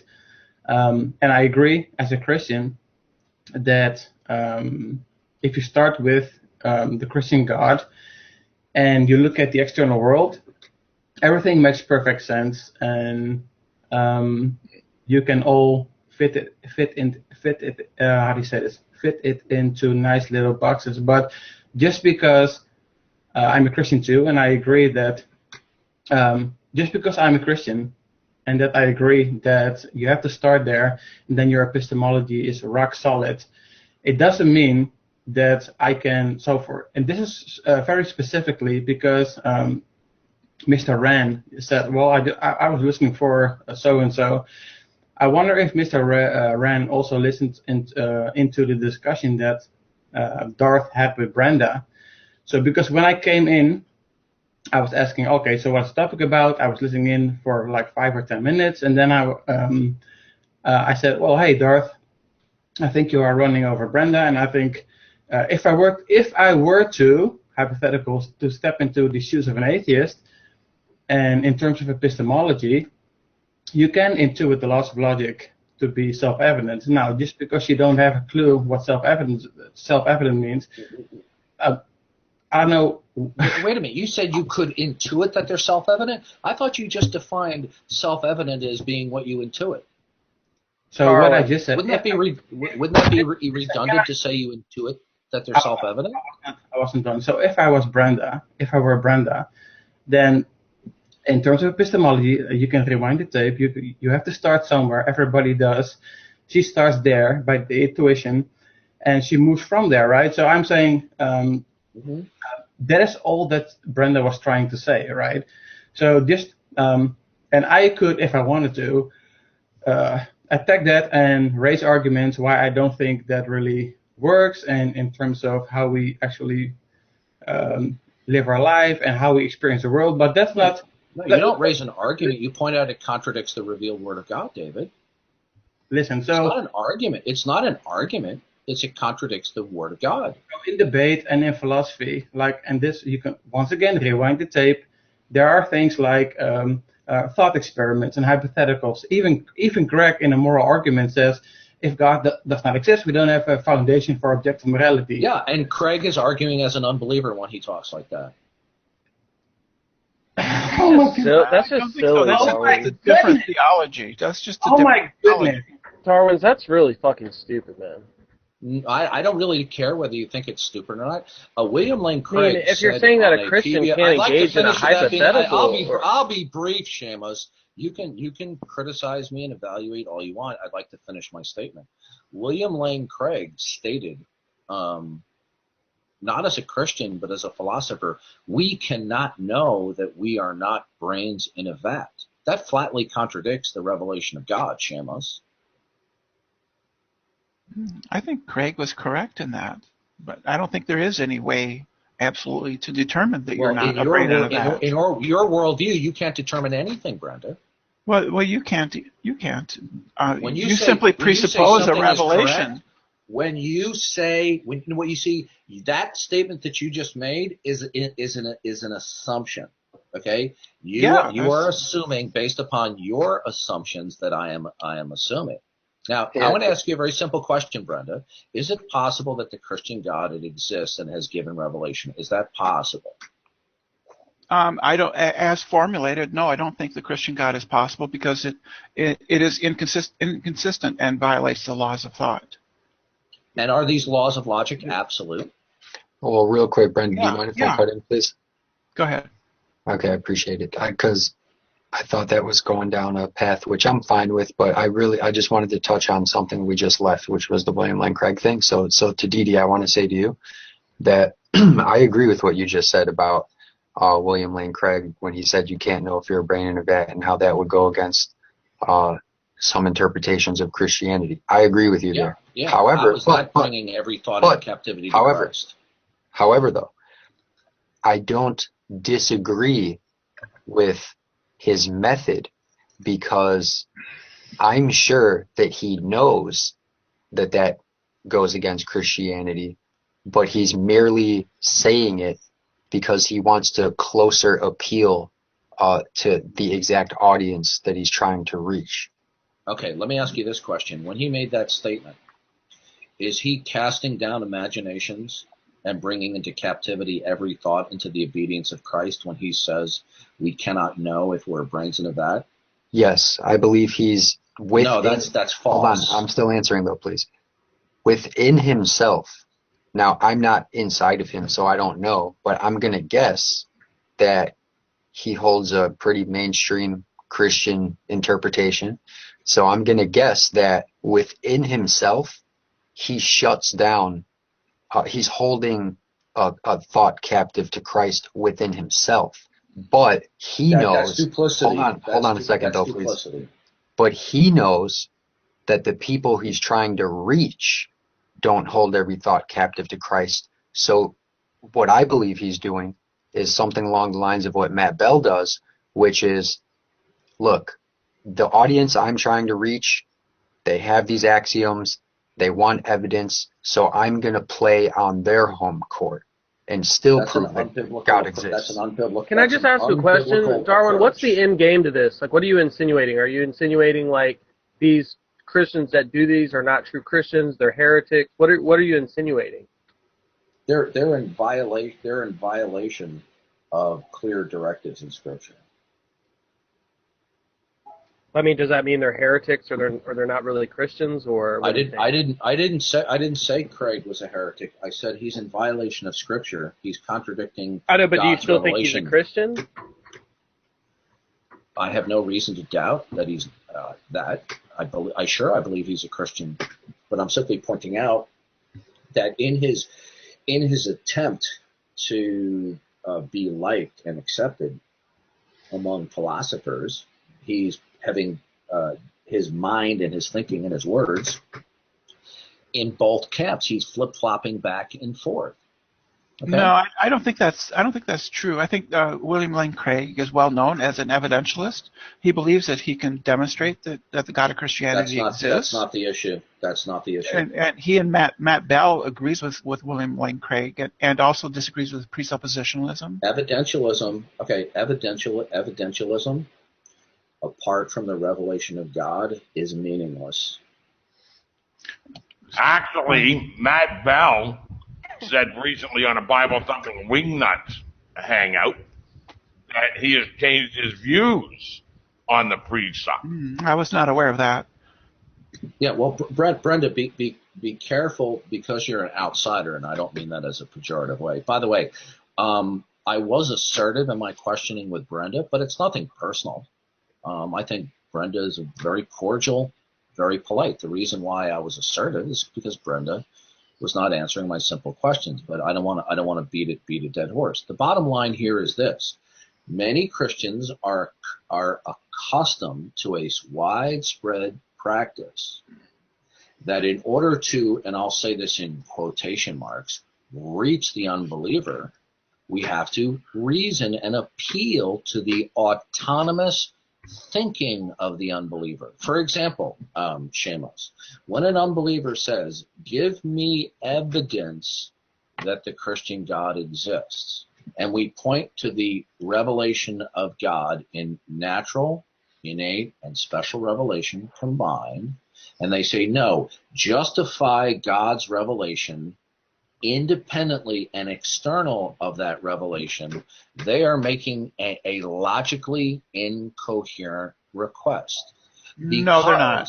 If you, I will explain why it is a logically incoherent request. All right, you have to understand the framework here, Brenda. When they ask for what? They ask for a justification or a verification that is independent and external to the revelation of God himself. Okay. That request, that they are unaware that it is a logically incoherent request, and here is why. Is because the only means by which anything could be ultimately verified that something is the case in reality, that is not an assumption. Okay? There would have to be an omniscient, omnipotent, always truth-revealing creator who would be, by definition, the final authority by which anything could be determined to be the case. So when the Christian God gives revelation and somebody asks for a justification, verification by some other final authority other than the Christian God who would be the final authority, that is incoherent because there cannot be any other final authority in a skeptic's worldview. So it is an incoherent request, even though they think it is coherent. In a Christian's worldview or skeptic's worldview? In a skeptic's worldview, the request for an external verification that something actually is the case in such a way that they cannot be wrong, that would be independent and external to the revelation of God himself, is a logical incoherency. So even if you don't want to talk about Mr. Craig and his hypothetical, what about Bonson? Bonson, I think, says about God that could be no proof of anything. So that would Can you get closer to your mic, please? Whoops. Am I audible? Hello? Can you get close to your mic? I think he's all right. I'll turn up your volume. It just sounds like he's in an empty coffee can. It's not the volume. It's a very hollow sound. Yeah, this is a very poor mic, I must admit. So I gave the Go ahead. I'm sorry. So I gave the example of William Lane Craig and his argument for morality, where he also steps for a second in the atheist worldview as a hypothetical. What if A then B? But I think even Bonson, who we both would say is a Christian, says stuff like, without God, there could be no proof for anything. So he's doing the same thing, basically. Could you show me in Scripture where Jesus Christ takes on the position of an atheist in order to bring somebody to the truth? He doesn't, and nobody that is evangelizing should. We are now in a hangout talking with What word did you just use with me? What word did you take offense? You know I'm a Christian, right?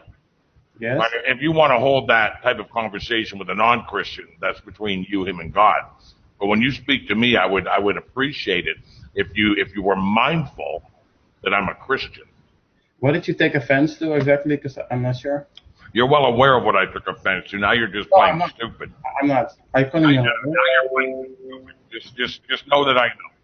What the heck is going on? This is so silly. By the way, Mr. Campbell, don't you think David's avatar is quite sexy and sensual? He's not a Christian. I've already made my point. I've removed his Christian card from his wallet. He's a non-card-carrying wannabe in this community. There's a few That's the kind others. of picture you might see in a Playboy magazine or on the cover, right? Well, I just wanted to say again though, I don't believe that Matt Bell or William Lane Craig or whoever else is giving up their Christianity when they discuss with atheists and that they're adopting atheism. I think they're still remaining Christians, I believe, to their own personal beliefs. But as far as the arguing goes, they say, you know what, I will play on their home field for the sake of this argument because I still think I could beat them anyway. Yep, that's called acquiescing to their self-autonomy. I just think that's a bad move. So let me ask you a question, MK. Would you sleep with a gay man to turn him straight? No. But no, how about going to a nudist colony in order to share tracks, huh? I mean, I just think that trying to revoke someone's. Can I say something? Honestly, I'm to the point now where listening to most of the people, Campbell, I can't even do it. Let Campbell. I don't mean to be. Seamus has been pretty polite. Give him a chance, and then you're next. I mean, I just want to say this to Rand. I mean, I know you're probably going to take this with a grain of salt because I'm not a Christian or whatever, but I just think, man, going around and revoking people's Christian card for some peripheral stuff like that. Like, I mean, if he's affirming, the death, burial, and resurrection of Christ, he believes in the Trinity. I think that's look. I mean, if he's got his faith in the cross, I just think it's just ill spit to run around. So let me address you. You don't even need to finish your statement. You might want to Google atheists preaching in Christian churches. A lot of them have come out, and I believe in today's evangelistic community, especially televangelism, there are a lot of non-believers who claim exactly what you just said. He claims the cross, he claims this, he claims that. There are a lot of atheists doing that. So for me, I'm going to bring it right back to, I don't care what comes out of your mouth. That means nothing to me. There are a lot of people that claim a lot of things. I'm going to go ahead and check your fruit. And if you're going to tell me that it's okay to pretend or to walk in atheism and give them the bent truth in order to attempt to bring them to the truth, I'm sorry, your fruit does not, your fruit ain't hitting my breakfast table. So, and you're right, Seamus, you were never a Christian. So I can't take a word you say, brother. I mean, I'm fine if that's where you want to go, but I just... You weren't a Christian, Seamus, that you never were. Okay, look, I told you that's fine if that's where you want to go. I'm not even going to argue with you. No, it's not where I want to go, it's where you've always been. Okay, let me say this. If William Lane Craig were to say, or if I even was to say, okay, within philosophy, there's this issue that I've heard people say here that, you can't, that there's a problem in philosophy of solipsism or something. I think I've heard people say that. So if I reference that in my arguments with people and I say, within philosophy, they say, I don't really think I'm doing anything sinful or abandoning Christianity because I'm not necessarily saying what I believe. So I think William Lane Craig, depending on how he words it, I think it would be totally legit for him to say, look, this is what popular philosophers say, and I'm going to use their own words. I don't think he... That's not what he said. In fact, I saw him point blank be asked, on more than one debate occasion. They said, is it possible that you could be wrong about the existence of God? And he said, yes. That is not a biblical statement. Yeah, you're right. I heard him say. Okay. I heard him say that as well. Listen, I perfectly understand that we want to be charitable. If a Christian who was a philosopher was saying, well, if we presume a non-Christian worldview, then we cannot know. But that's not the context in which he has said it. And by the way, this is not the only time he has made these many utterances. Now, critiquing and criticizing some of these unbiblical statements that he has made does not mean that we're indicting that he is not a Christian. Nothing of the kind has been said. Okay? But when he says that he could be wrong about the existence of the Christian God, is simply to deny the revelation of God, even though he might turn right around and on Sunday morning in a pulpit say something otherwise. It's called being duplicitous. I don't think that and the reason why he does this, just give me 15 more seconds, Brenda. The reason why he does this is that if he were to speak and reason entirely as we are commanded in Scripture, he would not be tolerated in some or certain philosophical circles. No, I think the reason Craig adopts that is because he knows that presuppositionalism falls flat on its face and is incoherent. He knows that it begs the question. It begs the question to presume that God exists in order to prove that God exists. That doesn't mean it's incoherent, though. I think that's a lofty choice of words. Like, I mean, what would be incoherent about begging the question? There's nothing incoherent because because then you can make any statement based on that. No. Look, begging the question would just be reinforcing, like, so I mean, from A you can infer A, right? I mean, that's begging the question, but there's nothing incoherent about saying A, therefore A. It just doesn't. That's true. It just does. There's nothing incoherent about it. We might be able to argue of whether or not it's a constitutes a proper argument, but to say it's incoherent. Well, I can create an infinity of A's then to infer the existence of an infinity of. No. It's just saying the truth of A implies the truth of A. It's just a truism. There's nothing. So, Brenda, when God said to Moses, "I am that I am," that was circular.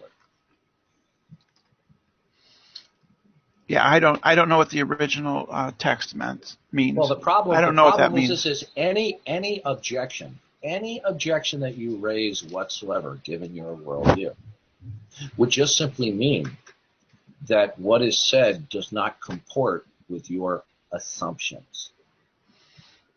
With the necessary presuppositions to any logical or rational thought. So what if what I say or what I reason or verbalize doesn't comport with your assumptions? So what?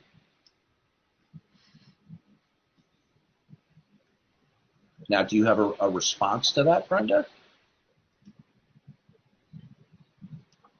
No, I didn't think so. You want to use the words like rational, coherence, but ultimately your conceptualizations of rationality and coherence is just what you assume. No. Why is my reasoning obligated to comport itself with your most bottom-level assumptions about the nature of reality? Why am I obligated? Because on the basis of your reasoning, one can multiply an infinite or infer an infinity of assumptions. So what? Therefore, you can't conclude anything from your reasoning. What do you mean I can't? I can't? Well, wait a minute. Is that an absolute? If I can infer, is that something impossible? Yeah. Is something impossible, Brenda? Yeah. How in your worldview can you ascertain that it is the case in such a way that you cannot be wrong that anything is impossible, Brenda? If we admit that one can simply presuppose existence in order to demonstrate or prove that existence, then one can presuppose anything and an infinite number of propositions to infer the truth of an infinite number of those propositions. That's not an answer to my question. Therefore, you can't conclude anything from that. Okay, Brenda. It is essentially Brenda, vapid when you and postulate, without content. Brenda, when you postulate any absolute, okay, I'll ask the question again, and mark my words, everybody. My question will not be answered. It will be talked around. Here's the question, Brenda. When you postulate that any absolute exists, how are you able to determine in such a way that you cannot be wrong that that absolute exists? We don't have to, axioms are simply. Well, What do you mean? What do you mean? What do you mean?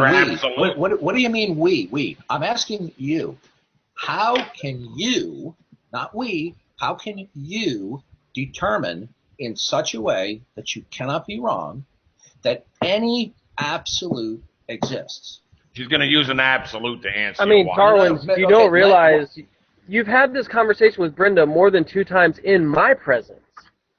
Why can't you just remember the answers she gave last time or the time before? Yeah, last? because the axioms are the premise. The question is not merely for the education of Brenda. It is for the edification of the people who are viewing so that they can recognize the utter absurdity of Brenda's worldview. You got it, Shamos? Axiomatic thought is not absurd. These are postulates from which we begin, from being a Christian to a transgender white knight. Notice again. Hold on, Dee Dee. Brenda still didn't really get to finish a complete thought there. Axiomatic thought is not irrational. It is the basis of all logical and rational reasoning. These are postulates that we take as true. That's fine. Okay. And from which reasoning is based upon. I'd like an answer to my question. So I think repeat the question. I think Dee Dee's question to you, Brenda, is how do you know something about absolutes? How do you determine that? And your answer is we have axioms. They're the basis of knowledge. They're not, they're a priori. And Dawkins is asking for a posteriori proof of the existence of axioms. Okay, Brenda, instead of speaking in nomenclature talk, all right, for the benefit of the viewing audience, I would like for you to tell me how you are able to determine and ascertain that any absolute actually exists in such a way that you cannot be wrong, other than you just imagining it in your mind. Okay? How can you determine in such a way that you can? Due to the impossibility of it being otherwise. How would you know? How would you know that anything is impossible, Brenda?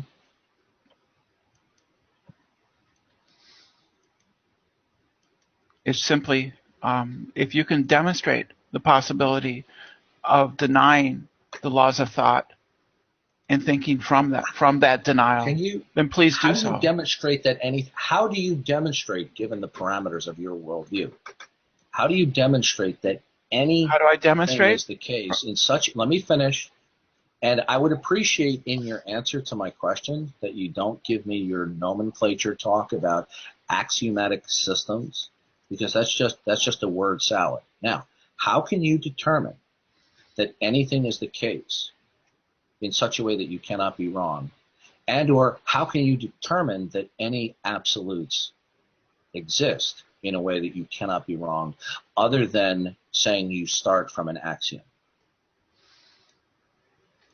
It's hilarious. The man who is well known for his word salads accuses axiomatic thinking as word salad. Okay, it's just nonsense on stilts. Okay, I just hit you there, Dee Dee, because I was sure that you were going to want to reply to that, but I want to let other people voice their ideas as well. I'd like to come in for a minute, if I might. My position is well known. I've stated it over and over again. Go ahead. Well, Brenda is quite right that logic is axiomatic, but what's different about it, it's not, I would not call it a postulate or an assumption. The way you can tell that it's axiomatic is by realizing that you have to use it and rely on it, even to deny it. That doesn't prove that the law of identity is true. It just proves that it's axiomatic. So it's not arbitrary in any way. Yeah, that's what I meant by the impossibility of assuming otherwise. That's essentially a restatement of that. Thank you very much. Right. Yeah. This is what you call indispensability, right? Yeah. You have to assume that they're true in order to even question that the laws of logic and of thought are true. Can I? Because otherwise you can't even formulate the question. So Brenda, when you say axiomatic reasoning, that's what you're referring to, right? You're referring to our fundamental assumptions about how it is we correctly think, or maybe just how it is that we think. Well, there's a couple of misconceptions here. Number one, there's something called the laws of thought, which has a long history and is different than the axioms upon which logical inferences are based on. They're actually kind of two different things. Can you? I guess the reason I'm asking the questions that I'm asking is because I'm interested. I feel bad. I know you've stated your point of view a couple times now, but I'm just coming to the conversation now. So I'm wondering if maybe you can give me like the recap, just so I can understand like where you're coming from. So, the recap is that Dawkins is a presuppositionalist. He assumes that God exists in order to prove that God exists. His critique of everybody else is that we presume the laws of logic and of thought, and that our reasoning cannot be valid because we presume the existence of the law of identity, the law of non-contradiction, and several other laws. And our claim is simply that these are foundations upon which all thought is based, that you have no choice other than to begin with certain axioms and move from there. And Dawkins claims that his reasoning is circular. He admits it's circular, but he claims some special exemption to circularity. So, Brenda, do you assume, Brenda, do you assume that my stating the Christian God has revealed himself is an assumption? Do you assume that? Yeah, I assume that's what you state. You assume that God has revealed to you in such a way that you cannot be wrong his existence.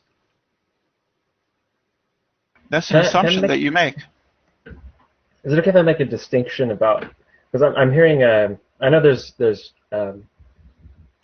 language about these abstract things can be really confusing, but just two quick distinctions that might be helpful. The first is that it is true that from a presuppositionalist perspective, you have to assume God to prove him. But what can be confusing about that statement is what we mean by assume, right? We mean presuppose, or you have to rely on the Christian God's existence, much like you would rely on the atmosphere. You would have to be breathing air while you are arguing that it exists, or arguing that you use it, or so on and so forth. But that's not to say that you assume God in the sense that you use the existence of God in your argument to conclude that he exists. Those are two different kinds of assumptions. And I've never heard... Dawkins uses the premise that God exists in his proof that God exists. I do not use the existence of the air to prove that I need the air to live. Right. I can't speak for Dawkins, but I'm not aware of, at least within the field of Reformed apologetics, I'm not aware of Reformed apologetics using an argument for God that where one of the premises is the conclusion. I've never seen that. The other distinction I think might be helpful. That's what all of presuppositionalism is. That's all it is. No, it isn't. It's certainly not. Yeah, it is. Yeah. Presuppositionalism is based on transcendental critique. So the argument, for example, that you're making as to indispensability of logic is exactly the kind of reasoning that a Reformed apologist would make for the existence of God. Namely, you cannot have argumentation whatsoever without relying on the existence and the providence of God. Nowhere in there am I saying God exists, therefore God exists. That's being made. Well, you just said that, yeah. I'm sorry? You just did that. You did exactly what you say you're not doing. Okay. Can you cite me as to how I'm committing that error? Well, you presuppose that God exists, and based on that presupposition, you conclude that God exists. No. The argument is that one cannot argue.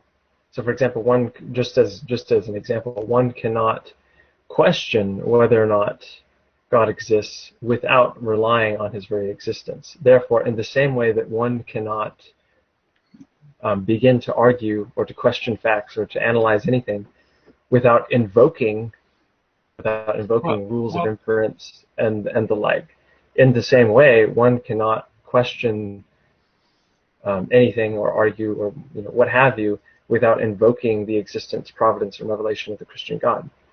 Yes, you just did it again. Your first premise, presupposes the truth of your conclusion. No, it doesn't. Your first premise was that I cannot make a logical inference without presupposing the existence of God.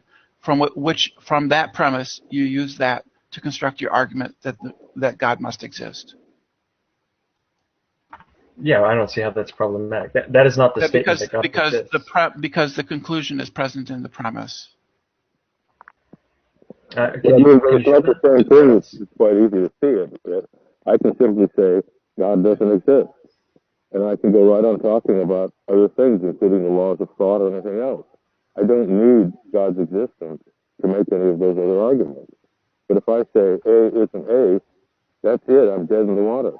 There's no further place. So the two situations, your claim that you need the existence of God to do logic or anything else is simply an arbitrary claim. It's plain on its face and quite obviously so.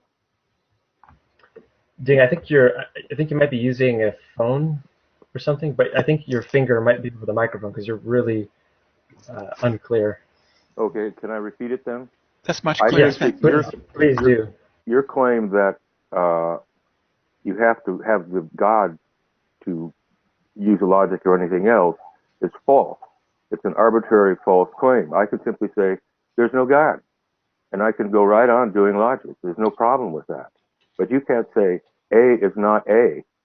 If you say that, you're dead in the water. You can't say anything else. So your claim is just plain false. Well, Ding, I think that's the claim in question, right? You're claiming that it's possible to exist and think and have knowledge and go about your daily life without relying on God. That's the claim that needs to be proven. How demonstrate that you can do those things without relying on the existence of God? God doesn't exist. I live without him. Not an argument. But aren't you making the counterclaim which says that you require God to have logic, so therefore don't you need to prove that? Yes, absolutely. But that's why I made the transcendental critique, which is, look, if you don't have God, then you ultimately do not have any of the prerequisites by which to go about logic. An example would be, I don't know much about Brenda's ideology, but it sounded like what she was talking about with respect, and I'm sorry there if I'm using gendered language. I don't know who is behind the microphone there. I am trans, male to female, and that's sometimes an issue with some of the bigots in here. But generally, I live, work, and live my life as a female, although I was born a male. And people can get over that if they wish, or not, as they wish. I mean, okay. So Brenda's It sounded like Brenda was proposing that foundation for human rationality indispensability. The problem with that is that indispensability is insufficient to establish veracity.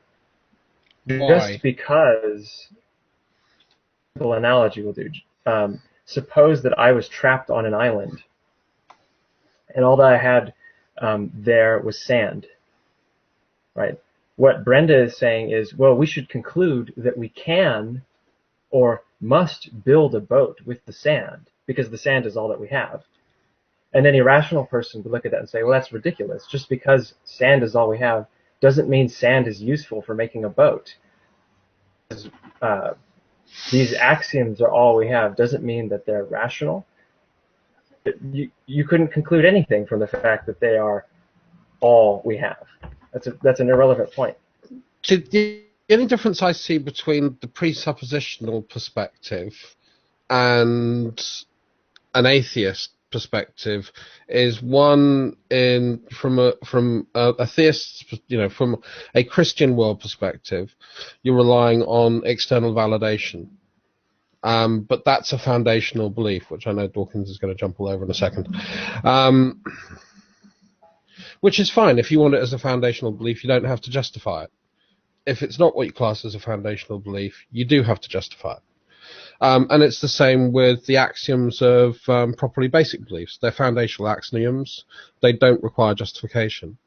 The simple thing, that you can say is, and the other problem I have with it is you're requesting absolutes, which I always find kind of problematic because you request absolutes without being able to prove absolutes. Okay, so I think maybe just two quick responses, Josh. It's good to see you again, by the way. Oh, nice to see you. Yeah, it's always nice to see you on here. Yeah, so I think the first thing is I think it's kind of a misunderstanding to classify foundational beliefs as not needing justification. In the first place, in the history of even using that classification of epistemology, foundationalism versus non-foundationalism, there have been countless foundationalists that have believed foundational beliefs have to be justified. And the justification that they would use would be self-evidence, indispensability, incorrigibility, all these types of things. That they are satisfactory. I don't think that there have been sufficient arguments. But there have been many foundationalists who act as counterexamples to the idea that you don't need to justify your foundational claim. Now, that's not to say that there aren't also foundationalists who believe you don't. The reformed epistemology or moderate foundationalism also exists. But let's not take for granted that epistemology, because it just is in question. You have to justify your foundational beliefs. And if I'm asking the question, then I think it only makes sense, right, that you should have to demonstrate why you don't have to demonstrate the truth of your foundational beliefs. Do you think that Euclidean geometry is absolute? I don't know. That's a good question. Well, there are other geometries. I know. That, I'm just wondering if you know. I'm admitting I don't. I'm not great at math, so I'm not sure. I know there are other geometries that are. Go ahead. Maybe that would lead me to say something about the state of our schools, because this is eighth grade stuff. But Euclidean geometry was once thought to be absolute. And then we later discovered that Euclid's fifth postulate, his fifth axiom, was in fact not absolute, that there are other axioms upon which equally valid geometric systems can be built, namely, parabolic and spherical geometry. And we now use, hyperbolic and spherical geometry-based reasoning to reason about the relativistic effects of gravity. So in a very real sense, Euclidean geometry is not absolute. It is a system of axioms that people thought were reasonable, and then later discovered that they could substitute another axiom for one of the axioms and construct equally consistent frameworks of thought from that, which was then found out to be useful in physics. And I think that is simply how mathematics goes. Mathematics is simply a set of rules that people make and that sometimes are found to be useful. And I think there's some mathematical systems that are probably not useful, that are entirely just creative applications. And part of the problem, what happened at the end of the 20th century, is that people discovered that there are, in fact, formal axiomatic systems separate from the ones they previously thought were necessary. They could take or leave, for instance, the axiom of choice and construct other formal systems in the same way that they constructed other formal geometric systems. They could construct other formal logical systems. There are, in fact, over 3,000 logical systems based on a variety of axiomatic formalizations. And some of those might prove useful, for instance, in describing the effects of, in quantum mechanics, the observed behavior in quantum mechanics, which contradicts our classical logic, just like the effects of relativistic effects of gravity and such contradict Euclidean geometry. Could I go back a second and ask you about something you were talking about before? You mentioned that there were laws of logic, and then it sounded like you were saying there was something else called laws of thought. Can you make that distinction a little clearer? Well, when I first heard of the word laws of logic, I looked it up. I simply did a quick Google and clicked on the first link, which took me to the laws of thought entry in the Wikipedia. There is no laws of logic entry in Wikipedia. There is no laws of logic entry outside of presupposition links to presupposition lists anywhere. It doesn't. It's simply a made-up term by presuppositionalists because they want to elide the difference between the necessary laws that we have for just thinking and just how we think about things, as opposed, which is different than the axiomatic systems and formal systems which are created within logic, which is a branch of mathematics. Okay, thank you, Jimmy. I wanted to ask you something. Just let me. I mean, I went over. I said this before, but let me try it again, real simple, and get your answer to it. If I say, it looks to me like if I say, God does not exist, but A is A, then I can keep on thinking and talking and arguing. But if I say God does not exist, A is not A, then nothing follows from that. I can't say anything or think anything. That seems like a fundamental difference to me, but I can tell you don't agree. I'll give you the mic. Yeah, sure. I mean, there are people who do not believe in the logical law of identity. The logical law of identity is a very Western ideal. There have been, you look as far as Zen Buddhism, not to see the logical law of identity. So, do the words of Buddhists mean what they mean? I'm getting to that. So can someone go about their daily life and not invoke the law of identity? I don't think so. I don't think that just because someone claims not to invoke the law, or just because someone says they don't believe it, or even if they are irrational enough not to believe it, they aren't the whole time using the law. It just means they don't think they are, and that has nothing to do with what is actually the case. Just like if I pick up my mug here and say I'm not drinking coffee, doesn't mean I'm not drinking coffee. Well, I object also to the use of the word law. There are no laws. There are no laws of physics. They don't exist. So, Brenda, can I respond to that sort of thought? You kind of expounded upon it just a second ago. I think that's very problematic. Yeah, there's no laws of logic, and there are no laws of physics. Sure. They're simply descriptions of patterns that are perceived existent out in the universe, For which we make formal descriptions that describe observed behavior. I think I understand your position, but the problem there is that it's twofold, really. First of all, you used a second-order system as an analogy for first-order thought, which is a categorical error. Yes, there are different systems of mathematics. Mathematics itself is not just a bundle of systems. There are specific rules of math that apply to each system, like, for example, that a value is itself. It is not what it isn't, right? Logic is just as applicable to math as it is to language or science or other things. And those are indispensable to any mathematical system.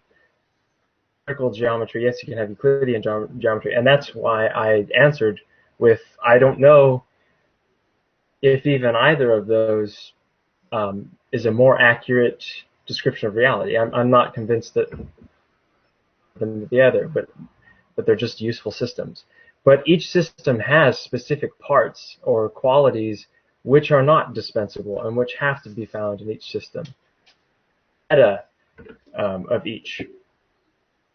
And that is the first order thought. So now, moving on, when we go to talk about laws of thought, we're not talking about voluntary systems that we use to describe certain patterns in nature.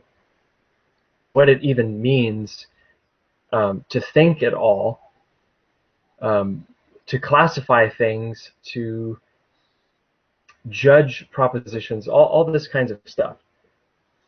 The problem with saying that this is all voluntary, that it's up to me to give my permission to these descriptions and choose to use them, is then, well, that's fine, but then your entire ideology becomes voluntary, and at that point, it's arbitrary. Everything that you believe just becomes arbitration. The first choice where you said, yeah, I choose to believe this, that's fine. I completely defend your freedom to do that, but collapses into that. But is that what people are doing? I think in one respect I kind of agree. You know, when we talk about sort of some things like the law of identity, the law of non-contradiction, the law of excluded middle, they're just kind of like things that we can look at something and apply it to. It doesn't necessarily mean that it's a conscious requirement for people to think, oh, yes, I can't call that a circle because it's a triangle. You know, it's the difference between the how we apply it when we look at it from a modelistic perspective and the way people live their day-to-day lives. And I can kind of agree. I suppose, you know, because I'm not an atheist, so that I kind of find. Do you feel it's a requirement? Because the thing that I seem to get from presuppositionalism is it seems to be, this is how I justify my faith. Do you feel that faith needs to be justified? Oh, I think part of the issue there, and I totally agree, by the way. Logic is not like some kind of logic is not out there like some kind of force controlling how I think. Like, I think that's a may the logic be with you. Yeah, exactly right. I don't think that's how it works out. We have to be careful with our words. So I think my persuasion is that logic is really not very much different. It's really just kind of a certain aspect of the moral law that God has set over us. So it's not a requirement that I think is in the sense that I have no choice about the matter. It's that I don't have the ability to act apart from that law. Of course I can. People think irrationally all the time. When you talk, can I just qualify something? So I just want to understand where you're coming from. When you talk about moral law, do you follow the sort of prescription that morality is whatever conforms to God's nature? Is that your definition of morality?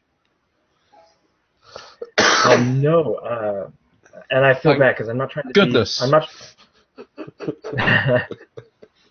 Bless you. I'm not trying to be pedantic here, but no, I wouldn't. What I would say is ethics. My perspective is that human ethics should be understood in terms of comporting to God's law, God's nature, but God's law. And the reason I want to avoid saying comporting to God's nature is because there seems to be huge difficulty with saying, don't murder is directly involved with who God is. Right? Because then I'm saying something about creation is directly involved with who God is. And as soon as I say something in creation is directly related to who God is, then I'm saying God actually needs creation be who he is and to have the characteristics that he has, to have the moral qualities that he does. And I think that's problematic. And I think that's problematic too. Good. Cool. Sorry, carry on. I didn't want to disturb you, Jimmy. It was just that morality is a word that gets thrown about, and it's one of those words that everybody has a different freaking meaning for. And it's one of those words I like to define when people bring it up. I wanted to just mention to you, Jimmy, you probably know this. I'm not putting this on you because I'm pretty sure you wouldn't agree with this. But there was a famous theologian, Gordon Clark, and he claimed that the Bible, that the book of John should be correctly translated instead of the word. It should say the logic. In the beginning was the logic and so forth. I just happened to think of that because you were talking about, the status of logic. Yeah, I'm actually somewhat familiar with Clark. I wouldn't claim to be an expert on him, but because I come from a tradition, I come from the Van Tillian tradition, and Van Til and Clark butted heads really big. I would tend to disagree with a lot of what Clark thought about logic.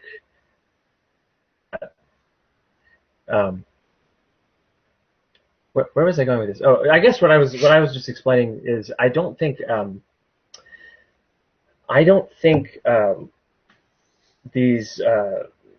basis for human rationality is voluntary, and neither do I think that its grounding is its indispensability. I agree that these laws of thought are indispensable, but I don't agree that indispensability is itself sufficient to establish their rationality. Part argues that he exists because he doubts himself. Really, Descartes, it is true. You must exist because you're thinking about it. However, since you've admitted, cognito ergo sum, yes. Which is begging the question. Yeah, actually. Yeah. If he was deducing that he exists, then it would be begging the question. If what he was saying is, I have to assume I exist, therefore I can think. Yes. That's not begging the question because That's it's an assumption, not a justification. Well, it would be just. I'm learning this shit.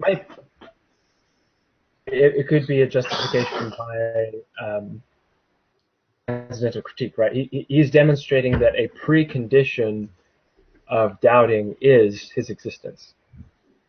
But anyways,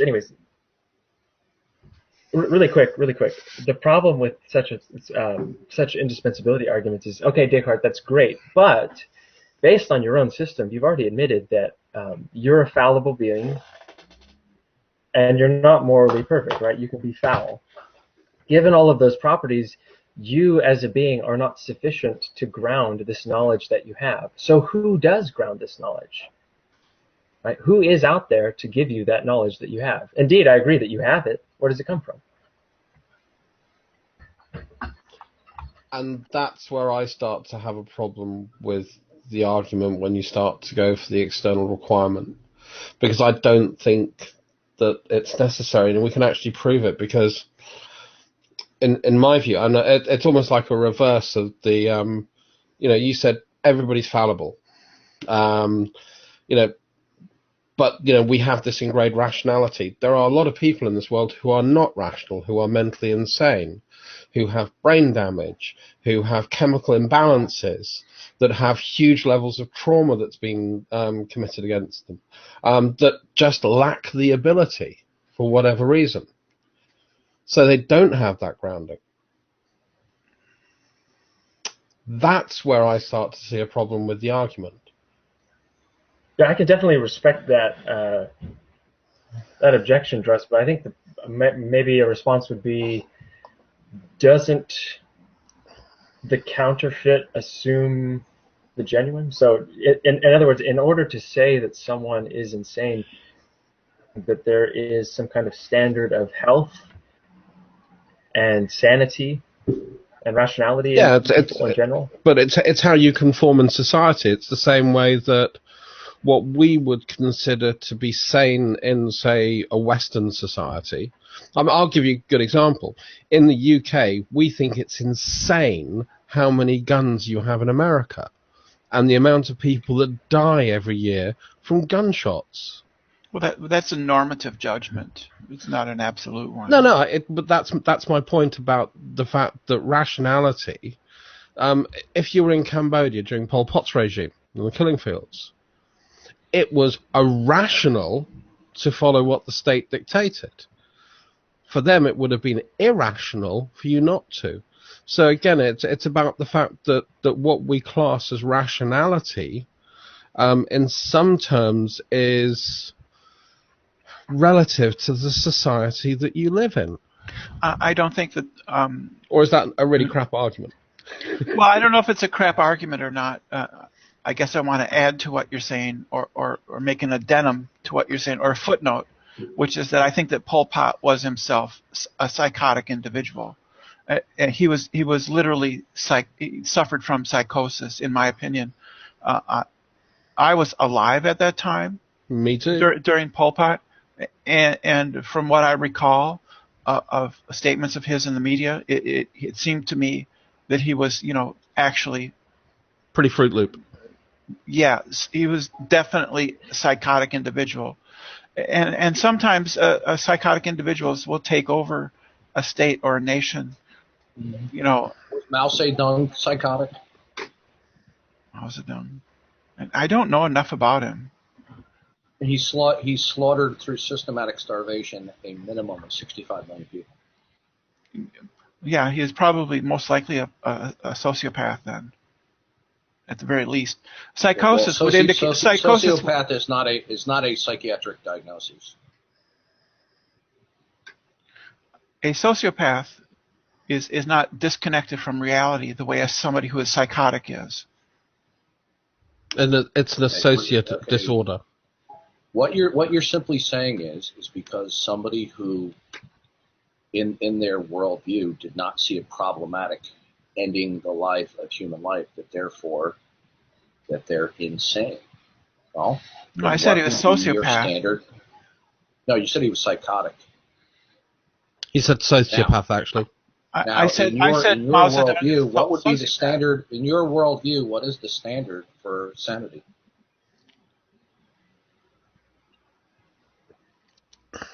Well, I guess in this instance, I would defer to what psychologists say qualifies as sociopathy. So whatever they vote on. I assume that their decisions are based on the science of psychology. No, that's entirely fallacious. Do you know anything about the American Psychiatric Association? Well, do you know how they come up with diagnoses? Do you know how they come up with? Are you familiar at all with the DSM? Yes, I am. Do you know? Okay, good. Then you're aware of the fact that including or excluding certain diagnostic categories comes down to a political vote and political battle from within the APA. You could say that about physics. No. Yeah. It is not based upon a majority vote. Let me give you an example. There was one medical researcher who he said that he thought that tumors were emitting a chemical causing blood vessels to grow to it, and he was considered a crackpot in the medical community. I apologize, I don't remember what his name off the hand, but I could find it. He then decided to try and search for this chemical, and through trial and error, he finally thought what he had was the chemical that did it. He turned it into a crystalline form and placed it into the cornea of rabbits, because there's no blood vessels in the corneas. And as a result of him doing that, the blood vessels began to grow into the cornea to the crystalline form of this chemical. And as a result of these findings, it changed people's mind. It wasn't just a political vote.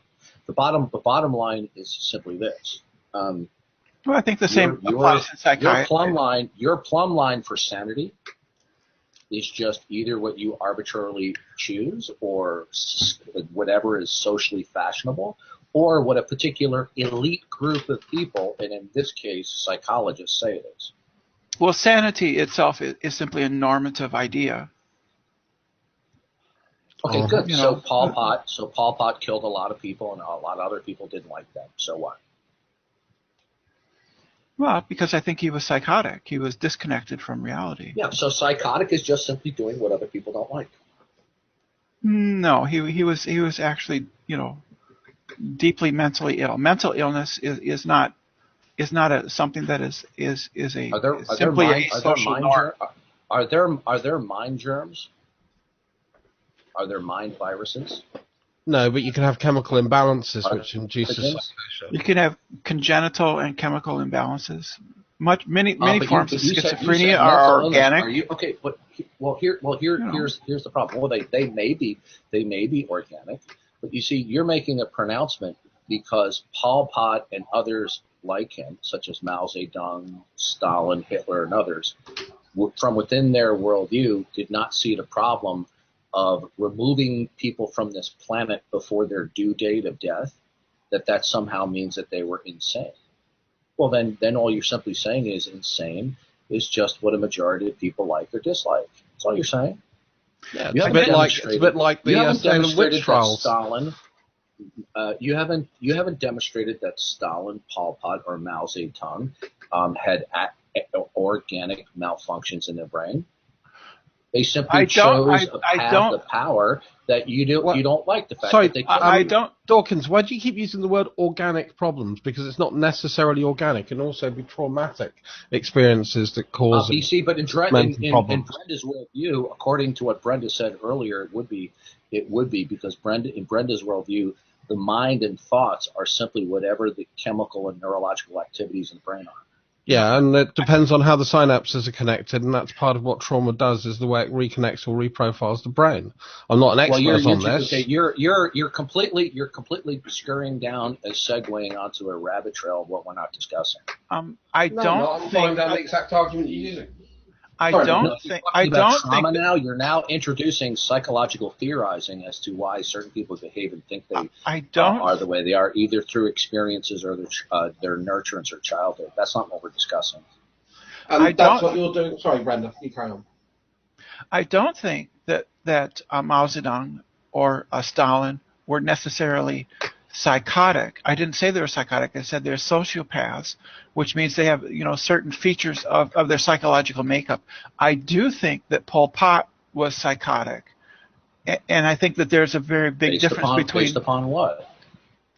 Well, in my case, I can't diagnose him. I can simply go on media reports that I've seen and heard. It seemed to me that he was disconnected from reality. Okay, so he killed a lot of people. He killed a lot of people because he was psychotic as opposed to being a sociopath. I think I don't know if it's possible to have a society of sociopaths, but I do think it would be impossible to have a society of people who are psychotic. So what? Yeah. So that's the difference. Yeah, and all of your reasoning comes down to you assume. Well, as usual, yes, I reason rationally. Mm-hmm. Yes, based on assumptions. Okay, when you say rational in your worldview, rational is that which comports with your assumptions. Basically, I guess, yeah.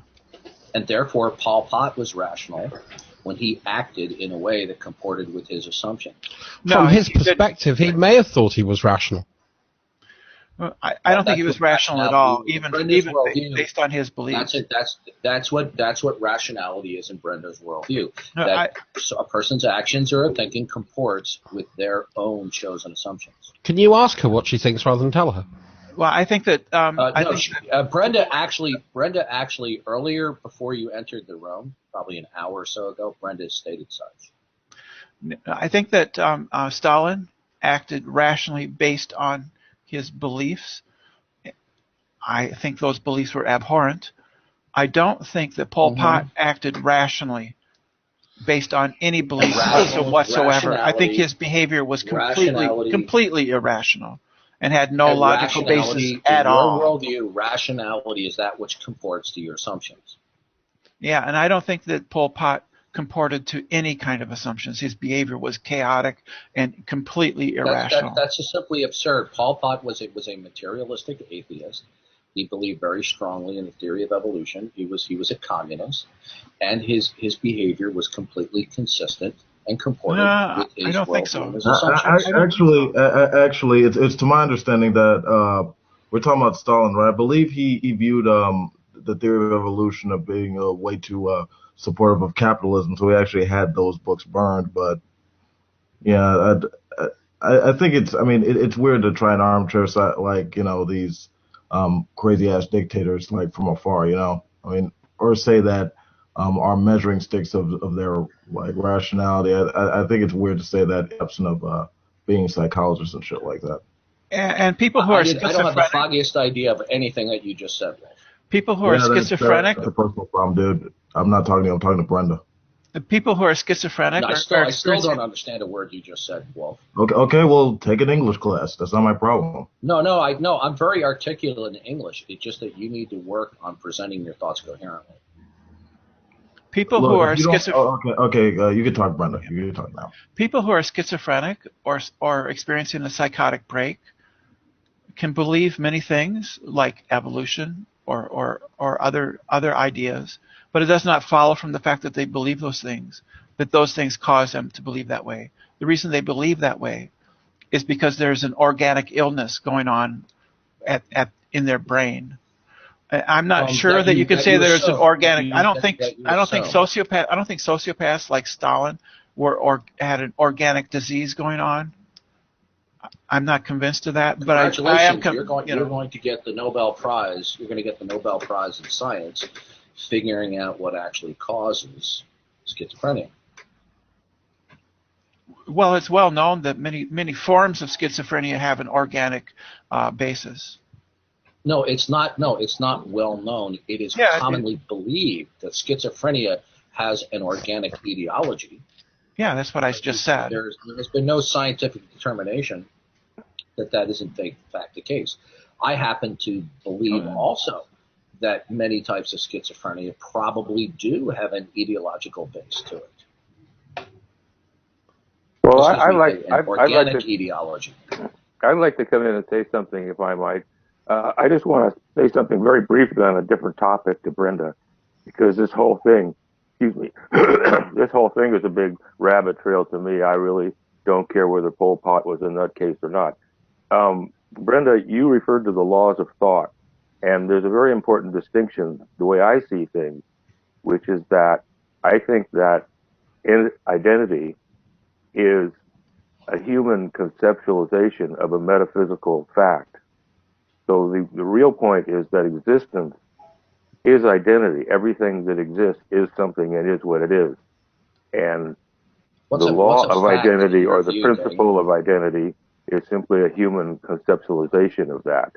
So they're both true, but it's really, to me, a big mistake to refer to it as simply a law of thought, as if it wouldn't exist if humans weren't around. In fact, the universe would still have identity if there were no conscious beings at all. Yeah, there would be no one to formulate those laws of thought, but they would still exist in a sense. If there was a universe which consisted solely of a circle or of a single object, that object is what it is, regardless of anything else. The law of identity applies, but there's no one present to conceive of or label that relationship. But Exactly. the relationship exists there's nonetheless. no way. Okay, Brenda, could you tell me how you can demonstrate in such a way that you cannot be wrong that there is this law of identity? That would be an absolute, would it not, Brenda? Yeah, I think it is. Okay, good. How can you, given the framework, how can you, in your worldview, establish that anything is absolute?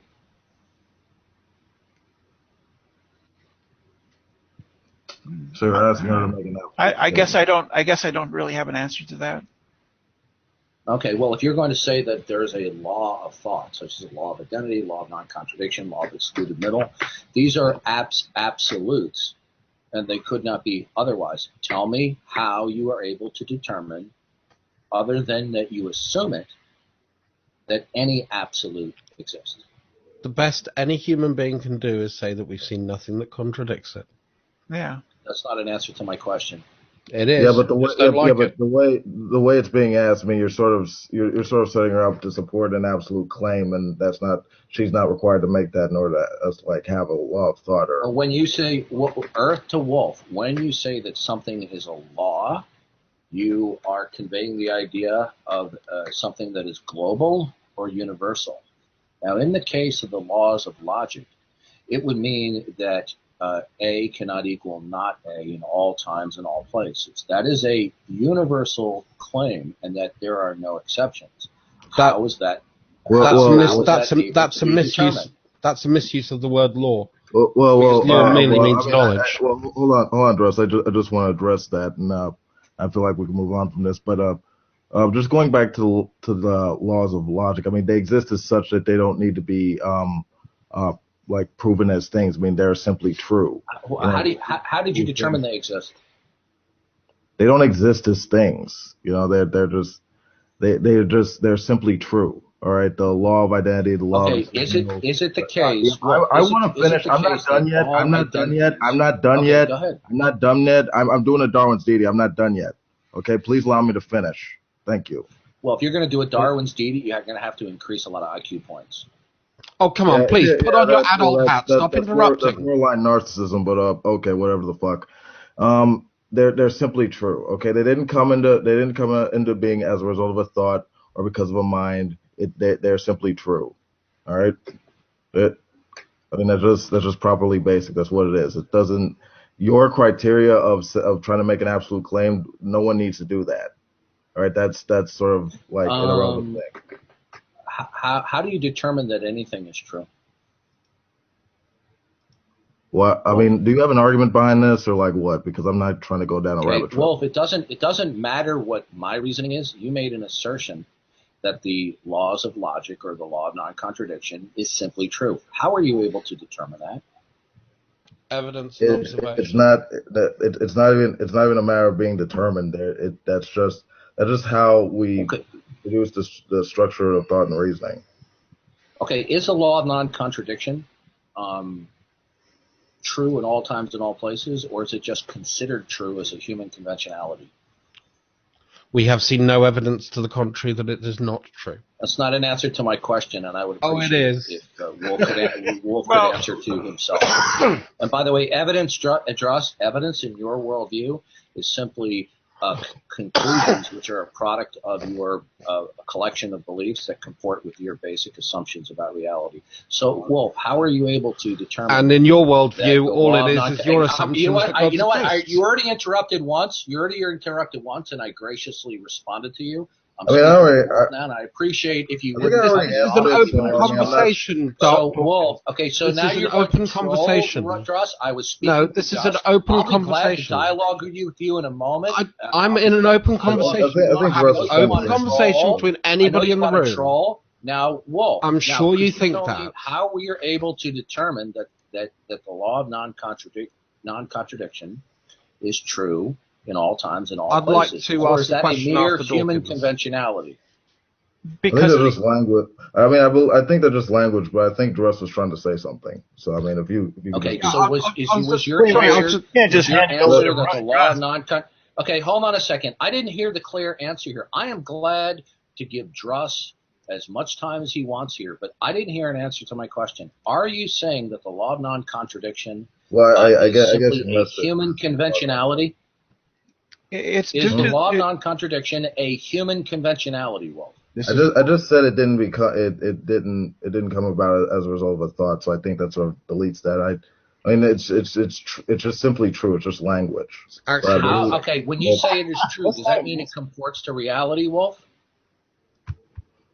It's not. I mean, it's just the law of non-contradiction. Are all entities cannot equal their negation in all times and all places? Is that what you're stating?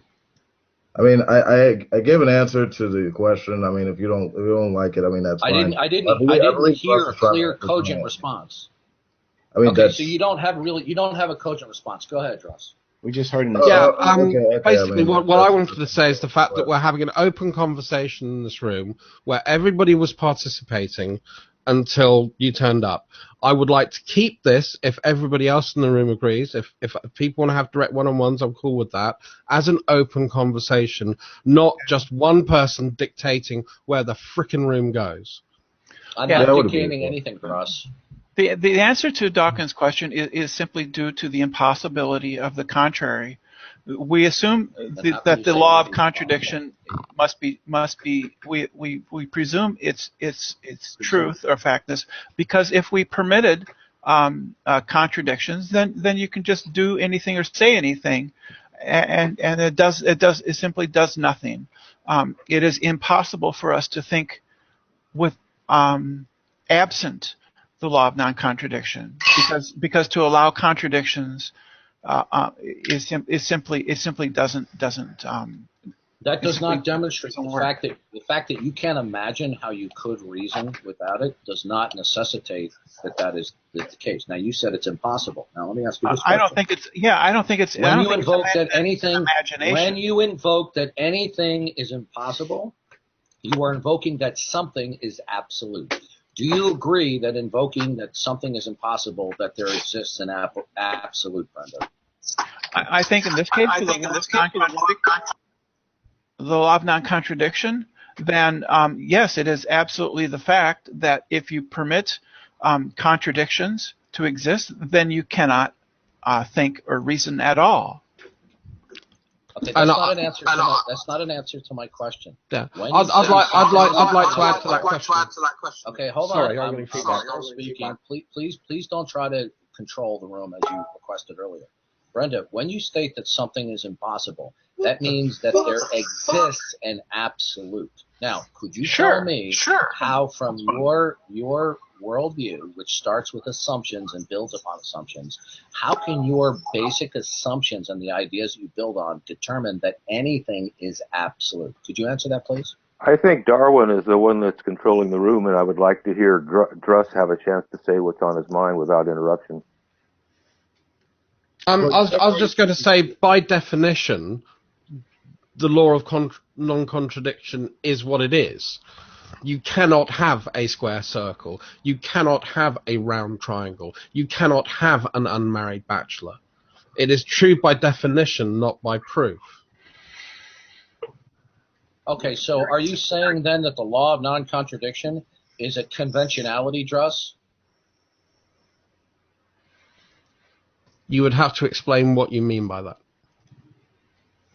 A conventionality is something that is contrived by man. Like, for example, we call a tree a tree. There's nothing absolute about the word tree for what we know as a tree. So is the law of non-contradiction simply a principle of self-adopted communication, or is it something that is absolute outside of a mere custom or conventionality? No, it's nothing to do with labeling. It's to do with the actual definition of how we use the law. The law is as it is because it is as it is, because you cannot have a contradiction because we have never seen one. Why can't you have one? Have you ever seen an alien? Could there be an alien even though you've never seen one? Yeah, I've seen people from many other countries. No, I'm talking about. See, now what he's doing is he's trying to avoid the import. You said something can't exist if you haven't seen it. Now, could there be alien life forms somewhere out in the universe in spite of the fact that you haven't seen it? I never said that something cannot exist, did I? Okay, good.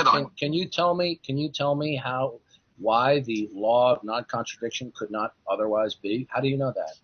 Because it's by its own definition.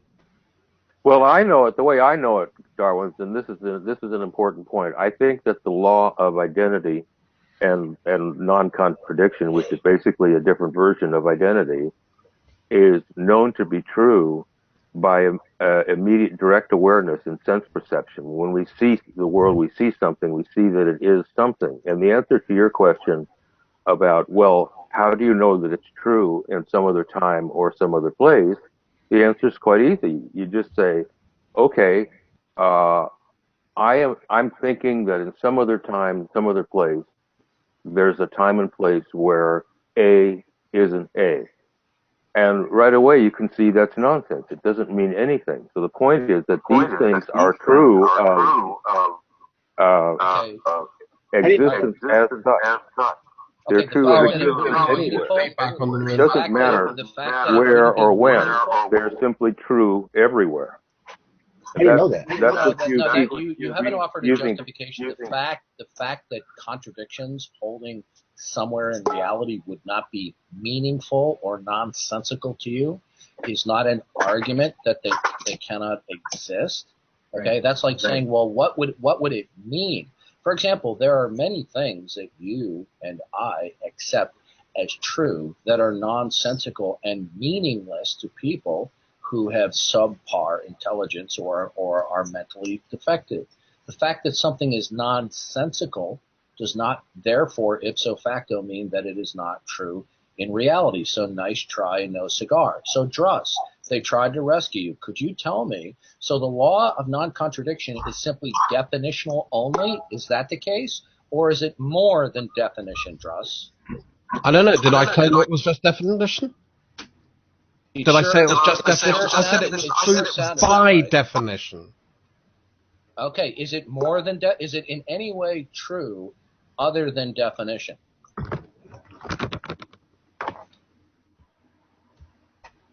I'm trying to think. No, because we've defined what we mean by the rule. We've defined how it applies to reality around us. We use observation to see if it is consistent. So yeah, pretty much I'd say it's we came up with the concept, but the concept can exist without us. Hey, Druss, let me ask you a question. All right, you've just slashed the throat philosophically, because now what you've said is the laws of logic are mere definitional, and they are mere. Did I say so? There's nothing obligatory in terms of thought. Why I'm obligated to comport my reasoning to your definitions of thought. I don't care if you do.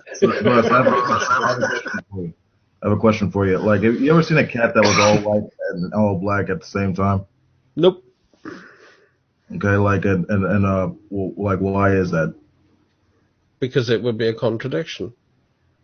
So I mean, it just hits you wrong when you hear it, right? What you would observe versus something that would be universally true. You see, you are assuming the law of non-contradiction. You are assuming that something cannot be what it is not. And the fact that you've never seen it, as we said, we've never seen aliens, but that does not, quote, logically necessitate that there are no aliens. So the fact that you haven't observed, experienced, or witnessed actual contradictory states of affairs doesn't mean that they cannot exist.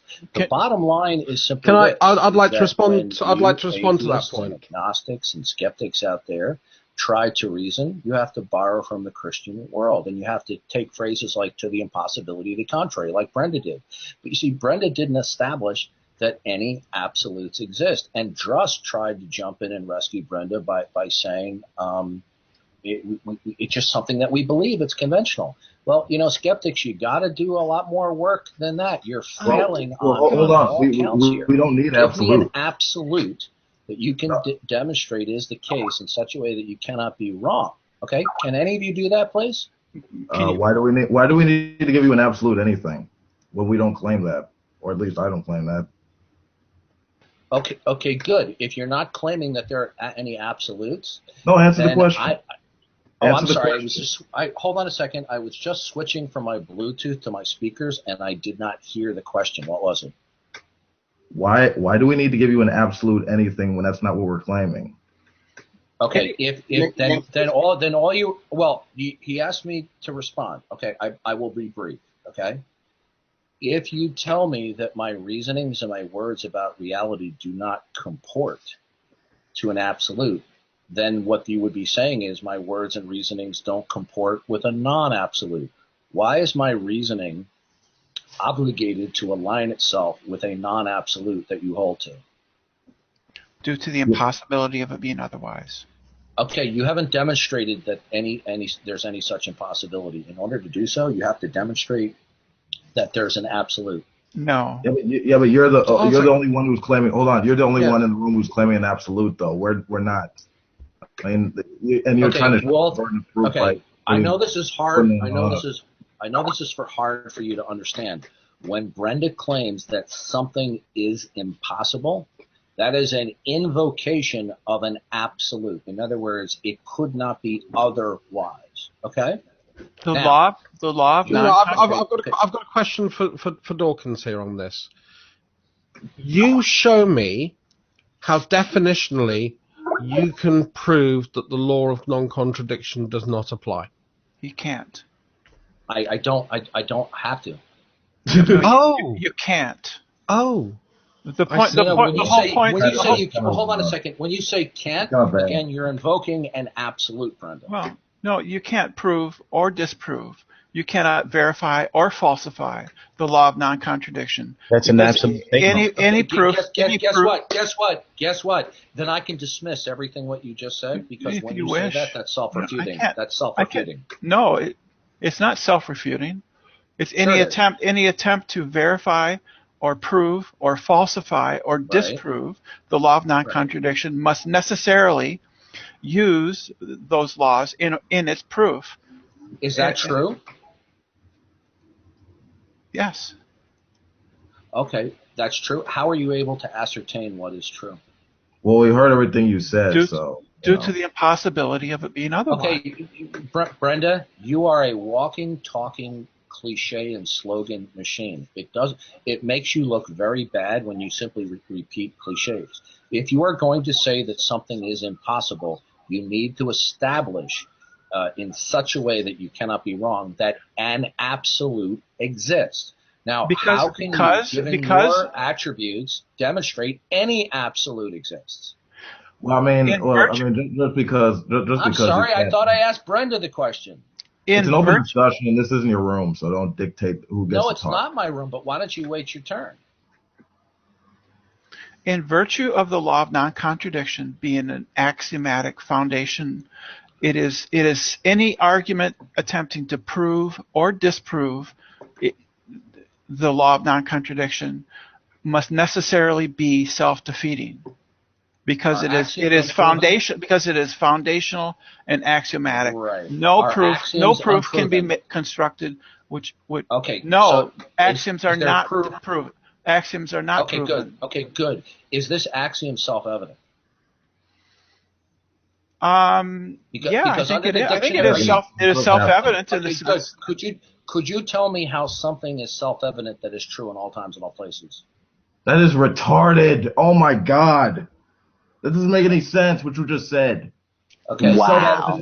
Well, in all due respect, you don't do yourself any good to the listening office when you utter such banal stupidity. So it would be better for you to stay out of the discussion. It is self-evident. How can something that is true in all times and all places be self-evident to your senses? It is because it is impossible to construct any proof or disproof. You're a walking cliche. What is the absolute? I don't follow your script. Advocating? I don't follow your script. No, it's not a script. It's not a script. It's a question. Now, if you're going to say something is impossible, you are indirectly affirming an absolute. Okay, true or false? When you say something is impossible, are you affirming an absolute? Yeah, it would seem so, I suppose, I guess, if you want to say good. that. Can you please demonstrate to us in the listening audience how you can determine in such a way that you cannot be wrong that any absolute exists? Due to the impossibility, due to the impossibility of it being otherwise. Do you get tired of being a walking cliche? I've addressed No, I don't. I don't. To the impossibility that you are invoking an absolute when you say something is impossibility. No, please demonstrate without giving me a tired slogan of that do you get something tired of is insulting absolute. people, Dawkins? Because if you carry on with this, I'll start insulting you, and I'm much better at it than you are.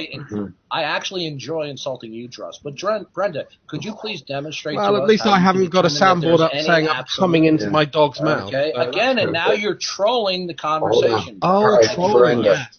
Okay, Brenda, Brenda, answer to the question. Brenda, can you demonstrate how it is impossible for, let's say, A to not be A? The reason that the law of identity and the law of non-contradiction are axiomatic and foundational is because in order to prove or demonstrate them, we must assume their existence for any proof or disproof. They can neither be proved nor disproved. They can neither be falsified nor verified nor disproven.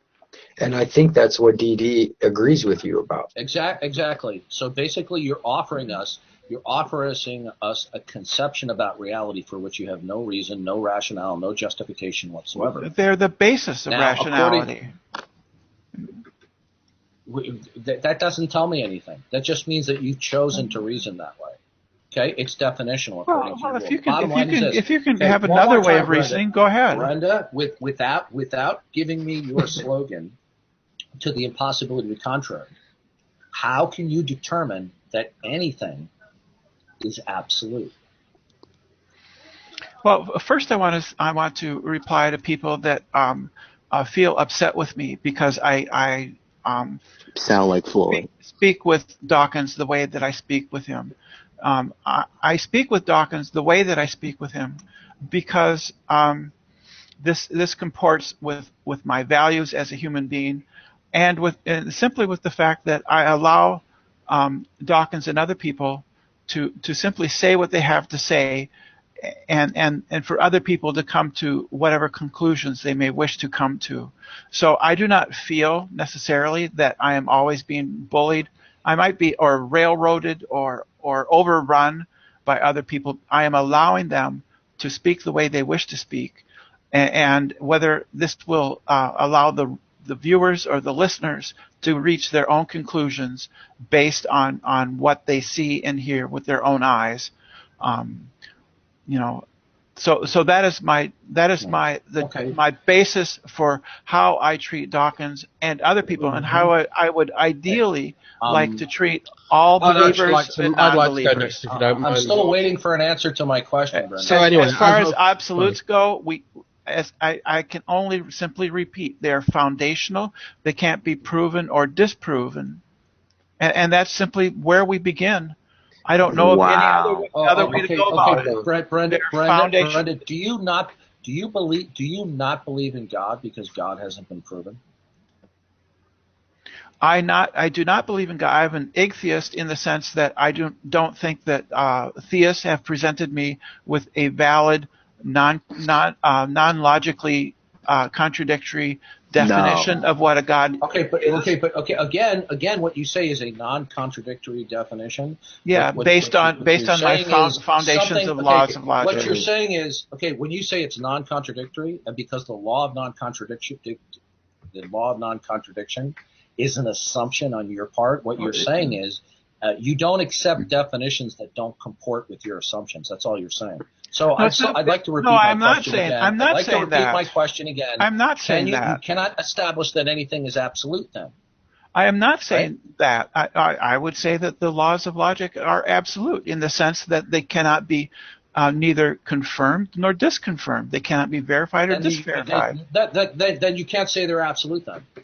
Well, I think that's what it is, what it means to be absolute. It's impossible. God is absolute then. It's impossible for them to be otherwise. If God can neither be confirmed or disconfirmed in your view, then God is absolute, right? Well, he can be confirmed or disconfirmed once people give me a definition, but they have so far failed to do so. Oh, you're gonna play this little game again. I would be the atheist. This is what skeptics do. They want to go down the atheist route. The moment I don't see anything wrong with that. The bottom line is you're saying something is absolute. Ready for this, folks? I will repeat verbatim what Brenda said.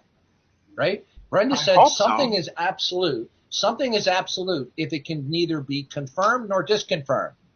Okay? Does everybody hear that gobbledygook? Something is absolute if it can neither be confirmed or disconfirmed. Mm-hmm.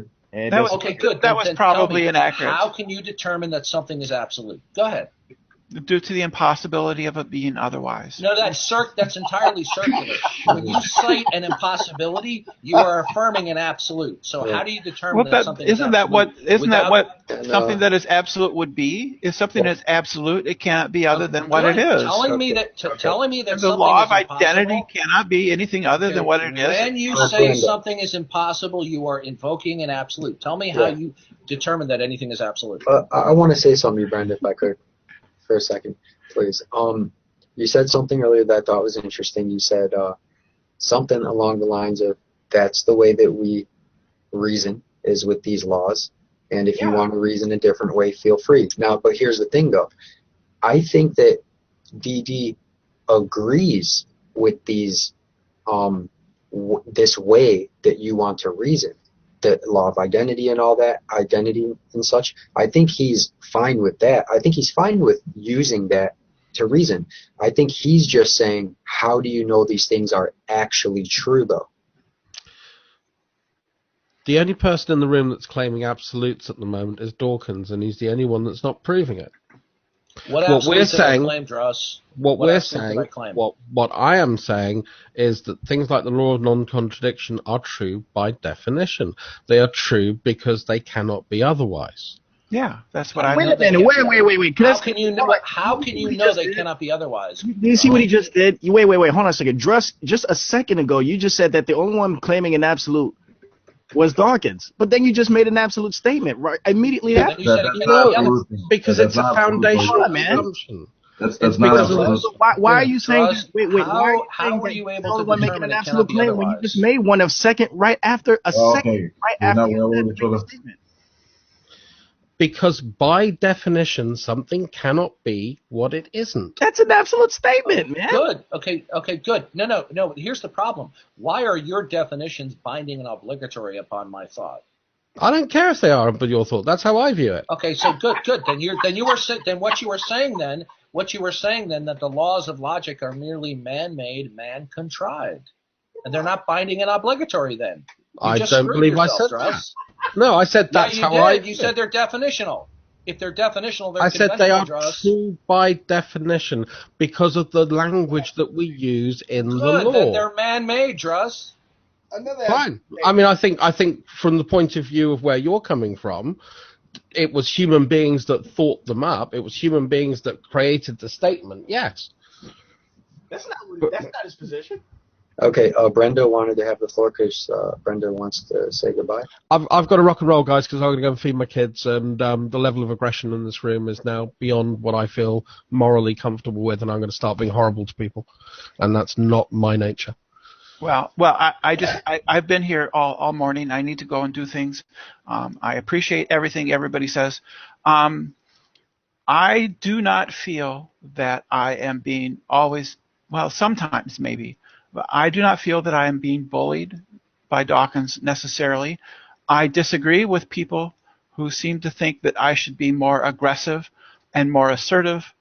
I think that my approach of simply, and I believe calmly, replying to things as they are said to me is the most productive way to go about it. I think, those are my values as a person. A lot of people in the side chats often chide me because they feel that probably that I'm not making the argument they wish to make. I would very much like for those people then to discuss with me perhaps better ways of arguing. I'm open to that. But as far as to how I behave myself, I take this stance because it is my value and because I think it works better than people getting angry and shouting at each other, and nothing gets done under those circumstances. Can I say something briefly to you, Brenda? And I have to go because I've been here long enough and I've monopolized the time long enough. Let me just squeeze one thing in. I admire your comportment. Jesus said, do unto others as you would have them do unto you. And you're a fine example of that, and you're an example that some other people in this room could learn from. Well, I'm not always an example. There is an example of me absolutely screaming at the top of my lungs. I might maintain a surface calm, but I am certainly not without emotions. And I believe that example really embarrassed me, really upset me about myself. I'm very highly judgmental about myself. And in order to prevent myself from going there again, which I do not wish to do, I take the stance that I am taking. It is to keep myself in check because I have emotions like everybody else, but I need to take those out. Otherwise, I am human and I am likely to explode in anger, just like anybody. And I don't want that to ever happen again. And now I need to get some food because I'm out of food. And I seem to require that as a necessary precondition to my rational thought.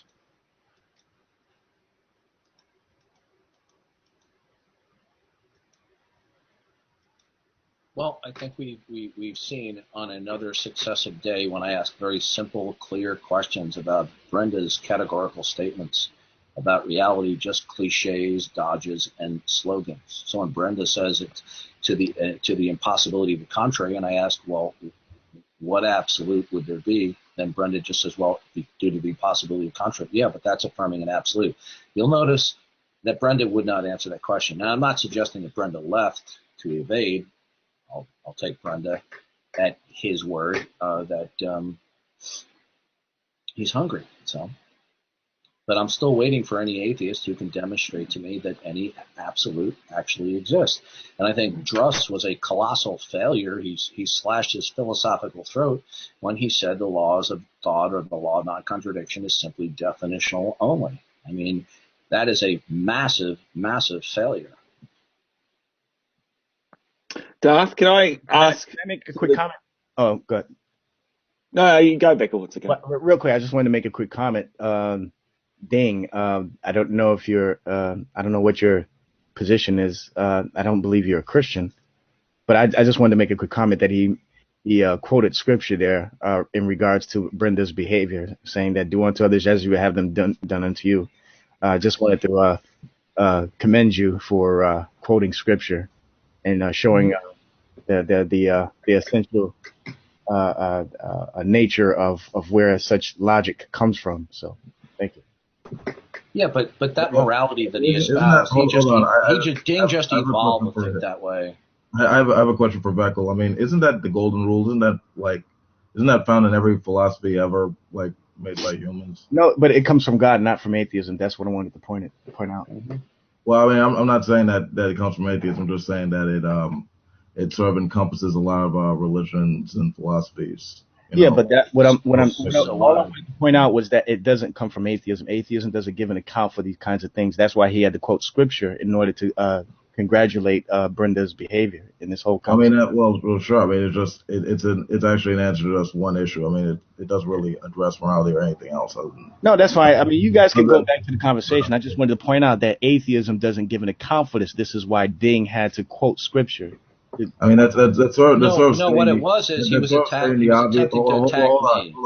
Hold on. I mean, it's sort of stating the obvious, but I mean, other than that, I mean, it's just empathy. That's just a human thing. I mean, I really doubt that takes But he quoted scripture, and I'm telling you that but he quoted scripture, and my point is that atheism doesn't have anything like that. So he had to go to scripture in order to commend Brenda's behavior. That's what I'm saying. Okay, Joe, you had a question. I'll bring you back, Wolf and Didi. Or Joe, you Yeah, wanted I guess this is a question. I mean, Beckel may have an answer as well, and I guess for people who, for presuppositionalists, have you ever come across someone who's a Jew and only believes in the Jewish God, like he doesn't believe in Jesus being God, doesn't just believes that the Jewish God in the Old Testament is it? Have you ever come across them being a presuppositionalist? Like, have they said, look, I get revelation from my God who assures me that, that I can't be wrong because all logic comes from the Jewish God? I mean, have you ever come across that yet in your dialogue or preaching with people? And I guess if you have, I'd be interested to know, how do you respond to those people? A devout Jew would never attempt that reasoning. They would just simply say they don't accept the testimony of Jesus Christ. But I find it amusing that the atheists and the knuckle-dragging agnostics in these rooms and in the audience will cheer and actually behave in all sorts of trollish manner, and they have glee and excitement over the trolling that goes on in these various rooms. But I'm merely assertive in demanding from Brenda that he answer a specific circumspect question that I ask, instead of just giving repeated slogans and cliches, and they want to call that bullying. And even Brenda, even he recognizes that it's not bullying.